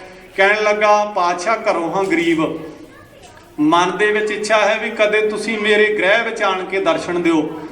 ਤੇ ਪਾਤਸ਼ਾਹ ਜੀ ਕਹਿਣ ਲੱਗੇ ਵੀ ਮੈਂ ਤੇਰੇ ਘਰ ਆਵਾਂਗਾ, ਜੇ ਤੂੰ ਗਰੀਬ ਹੈ ਮੈਂ ਸਿੱਖਾਂ ਨੂੰ ਨਾਲ ਲੈ ਕੇ ਨਹੀਂ ਆਵਾਂਗਾ, ਕੱਲਾ ਹੀ ਆ ਜਾਵਾਂਗਾ ਤੇ ਤੇਰਾ ਖਰਚਾ ਵੀ ਕੋਈ ਨਹੀਂ ਹੋਏਗਾ। ਦੇਵਾਰਾਮ ਨੂੰ ਖੁਸ਼ੀ ਹੋਈ। ਪਾਤਸ਼ਾਹ ਜੀ ਕਹਿੰਦੇ ਇੱਕ ਗੱਲ ਚੇਤੇ ਰੱਖੀ, ਜਦੋਂ ਮੈਂ ਆਵਾਂਗਾ ਸਿਆਣ ਲਏਗਾ। ਕਹਿੰਦਾ ਪਾਤਸ਼ਾਹ ਜੀ ਨੂੰ ਦਿਨੇ ਰਾਤ ਯਾਦ ਕਰਦੇ ਹੋਈਏ, ਸਿਆਣਾਗਾ ਕਿਵੇਂ ਨਹੀਂ। ਜਾ ਕੇ ਕਹਿੰਦੇ ਉਸ ਦਿਨ ਤੋਂ ਅਰਦਾਸਾਂ ਬੇਨਤੀਆਂ ਕਰਦਾ ਹੈ। ਇਹ ਮੁਗਲਾਂ ਦੀਆਂ ਵਰਦੀਆਂ ਧੋਣ ਦੀ ਡਿਊਟੀ ਕਰਦਾ ਸੀ, ਧੋਬੀ ਸੀ। ਇਹਨੇ ਕੰਨਾਂ ਦੇ ਨਾਲ ਇਹ ਖਬਰ ਸੁਣ ਲਈ ਕਿ ਭਾਈ ਮਤੀ ਦਾਸ ਸਤੀ ਦਾਸ ਦਿਆਲਾ ਜੀ ਨੂੰ ਸ਼ਹੀਦ ਕਰ ਦਿੱਤਾ, ਗੁਰੂ ਤੇਗ ਬਹਾਦਰ ਵੀ ਸ਼ਹੀਦ ਹੋ ਗਏ ਨੇ। ਕਹਿੰਦੇ ਭਾਵੇਂ ਸਰੀਰ ਇਜਾਜ਼ਤ ਨਹੀਂ ਦਿੰਦਾ, ਮਨ ਦੁਖੀ ਹੈ, ਪਰ ਡਿਊਟੀ ਹੈ, ਰੁਜ਼ਗਾਰ ਹੈ, ਕੱਪੜੇ ਧੋਣ ਵਾਸਤੇ ਗਿਆ ਹੈ, ਸਰੀਰ ਇਜਾਜ਼ਤ ਨਹੀਂ ਦਿੰਦਾ, ਥੱਕ ਜਾਂਦਾ ਹੈ, ਥੋੜੇ ਜਿਹੇ ਵਸਤਰ ਧੋ ਕੇ ਫੇਰ ਬੈਠ ਜਾਂਦਾ ਹੈ। ਕਹਿਣ ਲੱਗਾ ਵੀ ਗੁਰੂ ਵਾਅਦਾ ਕਰਕੇ ਮੁਕਰਦਾ ਨਹੀਂ, ਪਰ ਮੇਰੇ ਕੰਨਾਂ ਵਿੱਚ ਇਹ ਸੋਏ ਪਈ ਹੈ ਕਿ ਗੁਰੂ ਤੇਗ ਬਹਾਦਰ ਪਾਤਸ਼ਾਹ ਸ਼ਹੀਦੀ ਜਾਮ ਪੀ ਗਏ ਨੇ। ਭਾਈ ਜੈਤਾ ਜੀ ਕਹਿੰਦੇ ਨੇ ਵੀ ਗੱਲ ਤਾਂ ਤੇਰੀ ਬਿਲਕੁਲ ਠੀਕ ਆ, ਵੀ ਗੁਰੂ ਪਾਤਸ਼ਾਹ ਵਾਅਦਾ ਕਰਕੇ ਨਿਭਾਉਂਦੇ ਨੇ, ਪਰ ਮੈਨੂੰ ਇਉਂ ਦੱਸ, ਜੇ ਤੇਰੀ ਭਾਵਨਾ ਪੱਕੀ ਆ, ਗੁਰੂ ਨੂੰ ਘਰ ਬੈਠ ਕੇ ਢੀਕਿਆ ਕਿਉਂ ਨਹੀਂ? ਤੂੰ ਤਾਂ ਬਾਹਰ ਖੇਤਾਂ ਵਿੱਚ ਤੁਰਿਆ ਫਿਰਦਾ। ਉਹ ਜਦੋਂ ਇਹ ਗੱਲ ਕਹੀ ਨਾ, ਭਾਈ ਜੈਤਾ ਜੀ ਨੇ ਕਹਿਣ ਲੱਗਾ ਵੀ ਤੇਰੀਆਂ ਗੱਲਾਂ ਨੂੰ ਸੁਣ ਕੇ ਨਾ ਮੈਨੂੰ ਧਰਵਾਸ ਵੱਜਿਆ, ਕੁਝ ਢਾਰਸ ਮਿਲਦੀ ਹੈ। ਤੂੰ ਇਉਂ ਕਰ, ਆ ਜਿਹੜਾ ਸਮਾਨ ਤੂੰ ਵੇਚਦਾ ਹੈ, ਇੱਕ ਟੋਕਰੀ ਨੂੰ ਦੇਖ ਕੇ ਉਹਨੇ ਸੋਚਿਆ ਵੀ ਕੋਈ ਸਮਾਨ ਵੇਚਣ ਵਾਲਾ, ਕਹਿੰਦਾ ਤੂੰ ਇਹਨੂੰ ਛੱਡ, ਮੈਂ ਆਪਣਾ ਧੰਦਾ ਵਿੱਚ ਹੀ ਛੱਡ ਦਿੰਦਾ, ਅੱਜ ਦੀ ਰਾਤ ਤੂੰ ਮੇਰੇ ਘਰ ਰਹਿ। ਨਾਲ ਲੈ ਕੇ ਭਾਈ ਜੈਤਾ ਜੀ ਨੂੰ ਘਰ ਚਲਿਆ ਗਿਆ। ਉਸ ਥਾਂ ਤੇ ਜਾ ਕੇ ਭਾਈ ਜੈਤਾ ਜੀ ਪੁੱਛਦੇ ਨੇ ਵੀ ਗੁਰੂ ਦੀ ਉਡੀਕ ਵਿੱਚ ਤੂੰ ਤਿਆਰੀ ਕੀ ਕੀਤੀ ਸੀ? ਕਹਿੰਦਾ ਉਹ ਜਿਹੜਾ ਸਾਹਮਣੇ ਮੰਜਾ ਪਿਆ ਹੈ ਇਹ ਨਵਾਂ ਬਣਾਇਆ ਤੇ ਪਾਤਸ਼ਾਹ ਜੀ ਦੀ ਯਾਦ ਵਿੱਚ ਰੱਖਿਆ ਵੀ ਉਹੀ ਬਹਿਣਗੇ। ਕਹਿੰਦੇ ਫਿਰ ਉਹਨਾਂ ਦੇ ਬੈਠਣ ਵਾਸਤੇ ਕੋਈ ਬਿਸਤਰਾ ਵੀ ਤਿਆਰ ਕੀਤਾ ਹੋਵੇਗਾ? ਕਹਿੰਦਾ ਜੀ ਹਾਂ, ਆਹ ਆਣ ਲੱਗ ਬਿਸਤਰਾ ਵੀ ਉਹਨਾਂ ਵਾਸਤੇ ਹੈ, ਇਹ ਵਿਛਾ ਕੇ ਉਹਨਾਂ ਦੀ ਯਾਦ ਵਿੱਚ ਹੀ ਮੰਜੇ ਤੇ ਰੱਖਿਆ ਹੈ। ਭਾਈ ਜੈਤਾ ਜੀ ਨੇ ਕੀ ਕੀਤਾ, ਉਹ ਟੋਕਰੀ ਉਤਾਰੀ ਤੇ ਉਸ ਮੰਜੇ ਤੇ ਰੱਖ ਦਿੱਤੀ। ਜਦੋਂ ਮੰਜੇ ਤੇ ਰੱਖੀ ਨਾ, ਭਾਈ ਦੇਵਾ ਰਾਮ ਕਹਿਣ ਲੱਗਾ ਵੀ ਹੁਣ ਤੱਕ ਮੈਂ ਤੇਰੀਆਂ ਗੱਲਾਂ ਸੁਣਦਾ ਰਿਹਾ ਹਾਂ, ਇਹ ਗੱਲ ਕਦੇ ਬਰਦਾਸ਼ਤ ਨਹੀਂ ਹੋ ਸਕਦੀ ਵੀ ਜਿਹੜਾ ਮੰਜਾ ਮੈਂ ਗੁਰੂ ਵਾਸਤੇ ਤਿਆਰ ਕੀਤਾ ਉਹਦੇ ਤੇ ਤੂੰ ਟੋਕਰੀ ਰੱਖ ਦਿੱਤੀ। ਜਦੋਂ ਇਹ ਗੱਲ ਕਹੀ ਨਾ, ਭਾਈ ਜੈਤਾ ਜੀ ਕਹਿੰਦੇ ਜਿਸ ਗੁਰੂ ਨੂੰ ਯਾਦ ਕਰ ਰਿਹਾ ਸੈ ਨਾ, ਗੁਰੂ ਤੇਗ ਬਹਾਦਰ ਸਿਮਰਿਆ ਘਰ ਨੌਨ ਦੇ ਆਵੇ, ਧਾਏ ਸਭ ਥਾਈ ਹੋਏ ਸਹਾਏ, ਭਾਵੇਂ ਹੁਣ ਕੱਲਾ ਸੀਸ ਹੈ ਪਰ ਫੇਰ ਵੀ ਸਹਾਇਤਾ ਕਰਨ ਵਾਸਤੇ ਪਹੁੰਚੇ ਨੇ। ਕਹਿੰਦੇ ਉਹੀ ਗੁਰੂ ਹੈ। ਇੱਕ ਚਾਦਰ ਪਾਸੇ ਕੀਤੀ, ਦੂਜੀ ਚਾਦਰ ਪਾਸੇ ਕੀਤੀ। ਕਹਿੰਦੇ ਜਦੋਂ 5 ਤਹਿਆਂ ਵਿੱਚ ਲਪੇਟਿਆ ਹੋਇਆ ਸੀਸ ਬਾਹਰ ਕੱਢਿਆ, ਉਹਨੂੰ ਦੇਖ ਕੇ ਦੇਵਾ ਰਾਮ ਦੀਆਂ ਭੁੱਬਾਂ ਨਿਕਲ ਗਈਆਂ, ਅੱਖਾਂ ਵਿੱਚ ਪਾਣੀ ਆ ਗਿਆ।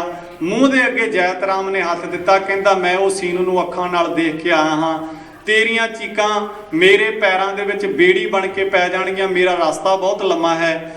ਕਹਿੰਦੇ ਭਾਈ ਦੇਵਾ ਰਾਮ ਰੋਈ ਜਾ ਰਿਹਾ ਹੈ, ਪਾਤਸ਼ਾਹ ਸਾਡੀ ਭਾਵਨਾ ਵਿੱਚ ਫਰਕ ਹੋ ਸਕਦਾ, ਮੈਂ ਕਿਹਾ ਸੀ ਮੇਰਾ ਖਰਚਾ ਕੋਈ ਨਾ ਹੋਵੇ, ਤੁਸੀਂ ਆਏ ਜ਼ਰੂਰ, ਕੌਲ ਜ਼ਰੂਰ ਨਿਭਾਇਆ, ਤੇ ਕੇਵਲ ਤੁਹਾਡਾ ਸੀਸ ਪਹੁੰਚਿਆ ਹੈ ਵੀ ਸਿੱਖ ਦਾ ਖਰਚਾ ਕੋਈ ਨਾ ਹੋਵੇ।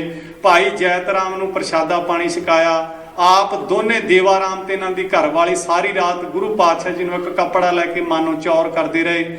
ਸਵੇਰੇ ਭਾਈ ਜੈਤਾ ਜੀ ਇਸ ਥਾਂ ਤੋਂ ਅੰਬਾਲੇ ਪਹੁੰਚੇ ਨੇ। ਇਸ ਥਾਂ ਤੇ ਵੀ ਇੱਕ ਗਰੀਬ ਪਰਿਵਾਰ ਦੇ ਵਿੱਚ ਰਹਿਣ ਵਾਲੇ ਰਵਿਦਾਸੀਆ ਪਰਿਵਾਰ ਨੂੰ, ਜਿਹਦਾ ਨਾਂ ਰਾਮਦੇਵ ਹੈ, ਉਹਨੂੰ ਨਿਵਾਜਿਆ।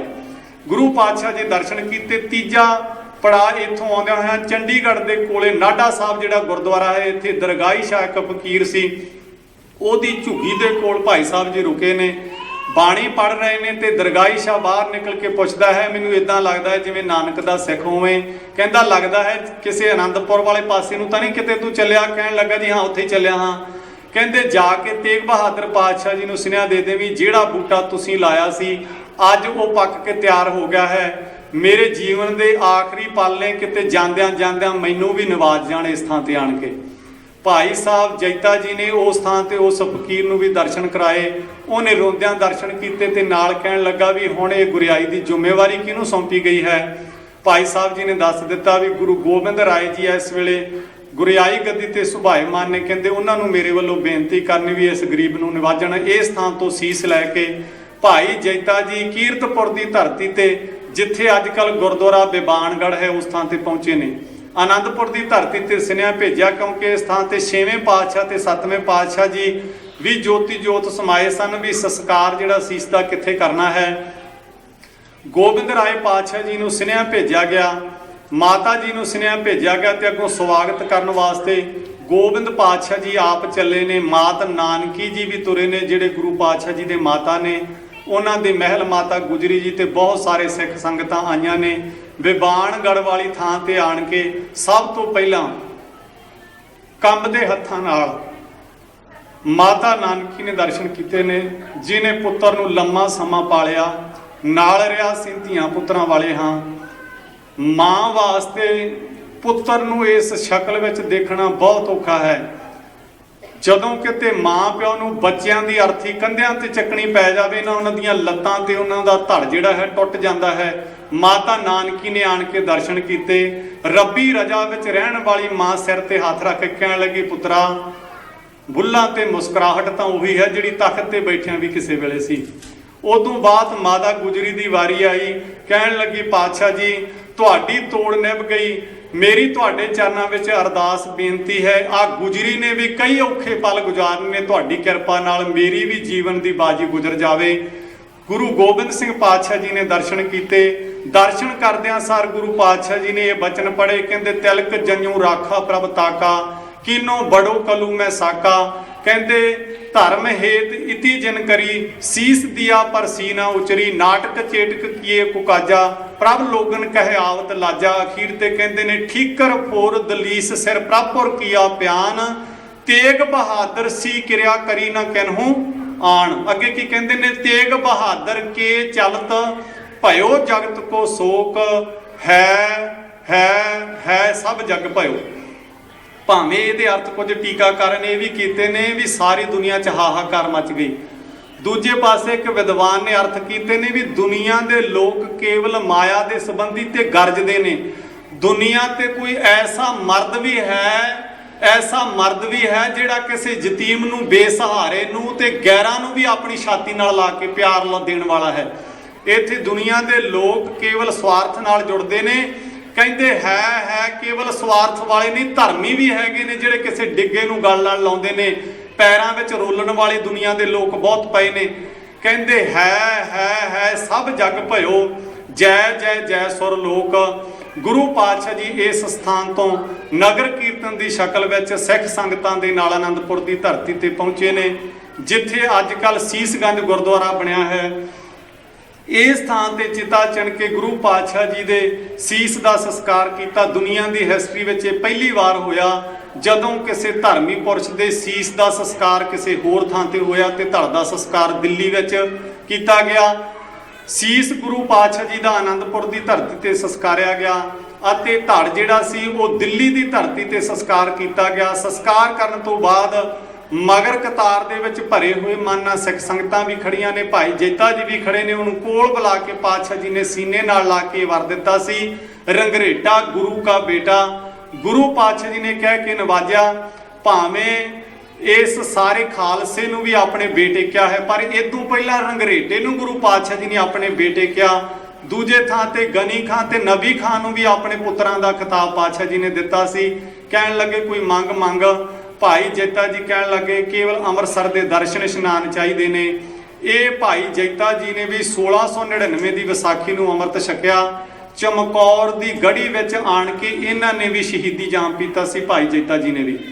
ਦੂਜੇ ਪਾਸੇ ਕਿਸੇ ਸਮੇਂ ਇਸੇ ਹੀ ਧਰਤੀ ਤੇ ਦਿੱਲੀ ਤੇ ਲੱਖੀ ਸ਼ਾਹ ਵਣਜਾਰਾ, ਦੁਨੀਆ ਤੇ ਵਣਜਾਰੇ ਕਈ ਆਏ ਚਲੇ ਗਏ, ਕਿਸੇ ਦੇ ਨਾਂ ਨੂੰ ਕੋਈ ਨਹੀਂ ਜਾਣਦਾ, ਪਰ ਜਿਹੜਾ ਵਣਜ ਲੱਖੀ ਸ਼ਾਹ ਵਣਜਾਰੇ ਨੇ ਕੀਤਾ ਹੈ ਉਹ ਕਿੱਡਾ ਮੋਲਕ ਹੈ ਵੀ ਇਹਨਾਂ ਦਾ ਟਾਂਡਾ ਜਮਨਾ ਦੇ ਪਾਸੇ ਠਹਿਰਿਆ ਹੋਇਆ ਸੀ। ਬਹੁਤ ਸਾਰੇ ਘੋੜੇ ਊਠਾਂ ਤੇ ਵਪਾਰ ਕਰਦੇ ਸਨ। ਕਹਿੰਦੇ ਇਹ ਮੁਗਲ ਫੌਜਾਂ ਦੀ ਰਸਤ ਢੋਇਆ ਕਰਦੇ ਸਨ। ਇਹਨਾਂ ਦੇ ਨਾਲ ਵਿਉਂਤਬੰਦੀ ਭਾਈ ਨਾਨੂ ਜੀ, ਭਾਈ ਦਰਗਾਹੀਆ ਜੀ ਤੇ ਇਹਨਾਂ ਨੇ ਮਿਲ ਕੇ ਬਣਾਈ ਹੈ। ਸੀਸ ਲੈ ਕੇ ਭਾਈ ਜੈਤਾ ਜੀ ਚਲੇ ਗਏ ਨੇ ਧੜ ਨੂੰ ਚੁੱਕਣ ਵਾਸਤੇ। ਆਪਣੇ ਗੱਡਿਆਂ ਦੇ ਨਾਲ ਉੜਦੀ ਹੋਈ ਧੂੜ ਵਿੱਚ ਉਧਰੋਂ ਨੇਰੀ ਚੜੀ ਹੈ। ਕਹਿੰਦੇ ਆਪਣੇ ਗੱਡਿਆਂ ਨੂੰ ਲੈ ਕੇ ਭਾਈ ਲੱਖੀ ਸ਼ਾਹ ਵਣਜਾਰਾ ਇਸ ਥਾਂ ਤੇ ਆਏ ਨੇ। ਭਾਈ ਨਗਾਈਏ ਨੂੰ ਨਾਲ ਲੈ ਕੇ ਗੁਰੂ ਪਾਤਸ਼ਾਹ ਜੀ ਦਾ ਧੜ ਜਲਦੀ ਨਾਲ ਚੱਕ ਕੇ ਆਪਣੇ ਗੱਡੇ ਵਿੱਚ ਰੱਖ ਲਿਆ। ਘਰੇ ਲਿਜਾ ਕੇ ਜਿਸ ਥਾਂ ਤੇ ਅੱਜ ਕੱਲ੍ਹ ਰਕਾਬਗੰਜ ਗੁਰਦੁਆਰਾ ਹੈ, ਅਸੀਂ ਸਾਰੇ ਘਰ ਆਪਣਾ ਬਣਾਉਣ ਦੀ ਕੋਸ਼ਿਸ਼ ਕਰਦੇ ਹਾਂ। ਘਰ ਨੂੰ ਪੇਂਟ ਕਰਦੇ ਹਾਂ, ਘਰ ਨੂੰ ਸਵਾਰ ਕੇ ਉੱਚਾ ਬਣਾ ਕੇ ਖੁਸ਼ ਹੁੰਦੇ ਹਾਂ। ਦੁਨੀਆ ਤੇ ਐਸਾ ਵਣਜਾਰਾ ਕੋਈ ਹੋਇਆ ਹੋਵੇਗਾ ਵੀ ਜਿਹਨੇ ਆਪਣਾ ਘਰ ਗੁਰੂ ਦੀ ਖਾਤਰ ਅੱਗ ਲਾ ਕੇ ਸਾੜ ਦਿੱਤਾ। ਧੜ ਨੂੰ ਰੱਖ ਕੇ ਆਪਣੇ ਘਰ ਦੇ ਵਿੱਚ ਜੋ ਲੱਕੜ ਦਾ ਸਮਾਨ ਸੀ ਉਹਦੇ ਨਾਲ ਇਸ ਥਾਂ ਤੇ ਗੁਰੂ ਪਾਤਸ਼ਾਹ ਜੀ ਦੇ ਧੜ ਦਾ ਸੰਸਕਾਰ ਕੀਤਾ। ਗੁਰੂ ਪਾਤਸ਼ਾਹ ਜੀ ਦੀ ਕਿਰਪਾ ਦ੍ਰਿਸ਼ਟੀ ਦੇ ਪਾਤਰ ਬਣੇ। ਇਸ ਪਰਿਵਾਰ ਦੀ ਵੀ ਬਹੁਤ ਵੱਡੀ ਦੇਣ ਹੈ। ਲੱਖੀ ਸ਼ਾਹ ਵਣਜਾਰਾ ਜਿਨ੍ਹਾਂ ਨੂੰ ਆਪਾਂ ਕਹਿੰਦੇ ਹਾਂ ਨਾ, ਭਾਈ ਮਨੀ ਸਿੰਘ ਦਾ ਸਹੁਰਾ ਸੀ। ਇਹਨਾਂ ਦੀ ਬੇਟੀ ਸੀਤੋ ਜੀ ਦਾ ਨਾਂ ਬਾਅਦ ਦੇ ਵਿੱਚ ਬਸੰਤ ਕੌਰ ਰੱਖਿਆ ਹੈ, ਉਹ ਭਾਈ ਮਨੀ ਸਿੰਘ ਦੇ ਘਰ ਵਾਲੀ ਸੀ। ਦੂਜੇ ਪਾਸੇ ਇਹਨਾਂ ਦੇ ਦੋਤੇ ਸ਼ਹੀਦ ਭਾਈ ਲੱਖੀ ਸ਼ਾਹ ਵਣਜਾਰੇ ਦੇ 3 ਪੁੱਤਰ ਵੀ ਸ਼ਹੀਦ ਨੇ। ਇੱਕ 1700 ਵਿੱਚ ਗੁਰੂ ਪਾਤਸ਼ਾਹ ਗੁਰੂ ਗੋਬਿੰਦ ਸਿੰਘ ਜੀ ਦੇ ਹਜ਼ੂਰ ਇਸ ਥਾਂ ਤੇ ਸ਼ਹੀਦੀ ਪ੍ਰਾਪਤ ਕੀਤੀ। ਜਦੋਂ ਹਾਥੀ ਦਾ ਮੁਕਾਬਲਾ ਬਚਿੱਤਰ ਸਿੰਘ ਨੇ ਨਾਗਣੀ ਵਰਸ਼ੀ ਨਾਲ ਕੀਤਾ ਸੀ, ਦੂਜਾ ਪੁੱਤਰ ਉਦੋਂ ਸ਼ਹੀਦ ਹੋਇਆ। ਤੀਜਾ 1709 ਵਿੱਚ ਬਾਬਾ ਬੰਦਾ ਸਿੰਘ ਬਹਾਦਰ ਦੇ ਵੇਲੇ ਸ਼ਹੀਦ ਹੋਇਆ। ਇਸ ਖਾਨਦਾਨ ਦੀ ਵੀ ਬਹੁਤ ਤਕੜੀ ਕੁਰਬਾਨੀ ਹੈ। ਅਸੀਂ ਆਪਣੇ ਵਿਰਸੇ ਨੂੰ ਸੰਭਾਲਣ ਦੀ ਕੋਸ਼ਿਸ਼ ਨਹੀਂ ਕਰਦੇ। ਅੱਜ ਅਸੀਂ ਜਿੱਥੇ ਗੁਰੂ ਤੇਗ ਬਹਾਦਰ ਪਾਤਸ਼ਾਹ ਜੀ ਦਾ ਸ਼ਹਾਦਤ ਦਾ ਦਿਨ ਮਨਾ ਰਹੇ ਹਾਂ, ਅੱਜ ਅਸੀਂ ਧਿਆਨ ਮਾਰੀਏ ਕੀ ਅਸੀਂ ਬਾਣੀ ਨਾਲ ਜੁੜੇ ਹਾਂ। ਗੁਰੂ ਕੇ ਸਿੱਖਾਂ ਨੇ ਉਸ ਸਮੇਂ ਵੀ ਜਪਜੀ ਸਾਹਿਬ ਦੇ ਪਾਠ ਦੀ ਮੰਗ ਕੀਤੀ। ਜੇ ਨਿਤਨੇਮ ਨਹੀਂ ਕਰਦੇ, ਘੱਟ ਤੋਂ ਘੱਟ ਜਪਜੀ ਸਾਹਿਬ ਦਾ ਪਾਠ ਤਾਂ ਜ਼ਰੂਰ ਕਰੀਏ ਨਾ। ਸਾਬਤ ਸੂਰਤ ਹੋਈਏ, ਗੁਰੂ ਵਾਲੇ ਬਣੀਏ। ਅੱਜ ਦਾ ਸਿੱਖ ਗੁਰਦੁਆਰਿਆਂ ਵਿੱਚ ਬੈਠ ਕੇ ਸਿੱਖ ਦੀ ਪੱਗ ਲਾ ਰਿਹਾ ਹੈ। ਪਾਤਸ਼ਾਹ ਕਿਸੇ ਸਮੇਂ ਤੁਸੀਂ ਦੂਜੇ ਧਰਮ ਦੀ ਵੀ ਰੱਖਿਆ ਕੀਤੀ, ਅੱਜ ਤੇਰੇ ਜਾਏ ਹੋਏ ਤੇਰੇ ਘਰ ਵਿੱਚ ਬੈਠ ਕੇ ਲੜ ਰਹੇ ਨੇ। ਅਸੀਂ ਗੁਰੂ का ਕੋਈ ਨਾ ਕੋਈ ਉਪਦੇਸ਼ ਕਮਾਈਏ, ਇੱਕ ਦੂਜੇ ਦੀਆਂ ਲੱਤਾਂ ਖਿੱਚਣ ਦੀ ਕੋਸ਼ਿਸ਼ ਨਾ ਕਰੀਏ।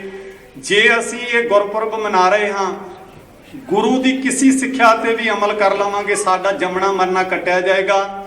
ਗੁਰੂ ਤੇਗ ਬਹਾਦਰ ਪਾਤਸ਼ਾਹ ਜੀ ਦਾ ਸ੍ਰੀ ਗੁਰੂ ਗ੍ਰੰਥ ਸਾਹਿਬ ਵਿੱਚ ਪਹਿਲਾ ਸ਼ਬਦ ਜਿਹੜਾ ਹੈ, ਜੇ ਉਹਦੇ ਤੇ ਅਮਲ ਕਰ ਲਈਏ, ਉਹ ਕਿਹੜਾ ਸੀ? ਗੌੜੀ ਰਾਗ ਵਿੱਚ ਜਦੋਂ ਪਹਿਲਾ ਸ਼ਬਦ ਪਾਤਸ਼ਾਹ ਜੀ ਨੇ ਉਚਾਰਨ ਕੀਤਾ, ਗੌੜੀ ਮਹੱਲਾ 9ਵਾਂ, ਸਾਧੋ ਮਨ ਕਾ ਮਾਨ ਤਿਆਗੋ, ਕਾਮ ਕ੍ਰੋਧ ਸੰਗਤ ਦੁਰਜਨ ਕੀ ਤਾਂ ਤੇ ਅਹਨਸ ਭਾਗੋ, ਸੁਖ ਦੁਖ ਦੋਨੋਂ ਸਮ ਕਰ ਜਾਣੇ ਔਰ ਮਾਨ ਅਪਮਾਨਾ, ਹਰਖ ਸੋਗ ਤੇ ਰਹਿ ਅਤੀਤਾ ਤਿਨ ਜਗ ਤਤ ਪਛਾਨਾ, ਉਸਤਤ ਨਿੰਦਾ ਦੋ ਤਿਆਗੈ ਖੋਜੈ ਪਦ ਨਿਰਬਾਨਾ, ਜਨ ਨਾਨਕ ਇਹ ਖੇਲ ਕਠਨ ਹੈ ਕਿਨਹੂ ਗੁਰਮੁਖ ਜਾਨਾ। ਹੁਣੇ ਸ਼ਬਦ ਆਪਨੇ ਸਰਵਣ ਕੀਤਾ ਹੈ, ਕਿਨਹੂ ਗੁਰਮੁਖ ਜਾਨਾ, ਜਨ ਨਾਨਕੇ ਖੇਲ ਕਠਨ ਹੈ। ਖੇਲ ਕਠਨ ਕੀ ਹੈ? ਉਸਤਤ ਨਿੰਦਾ ਦੋ ਤਿਆਗੈ।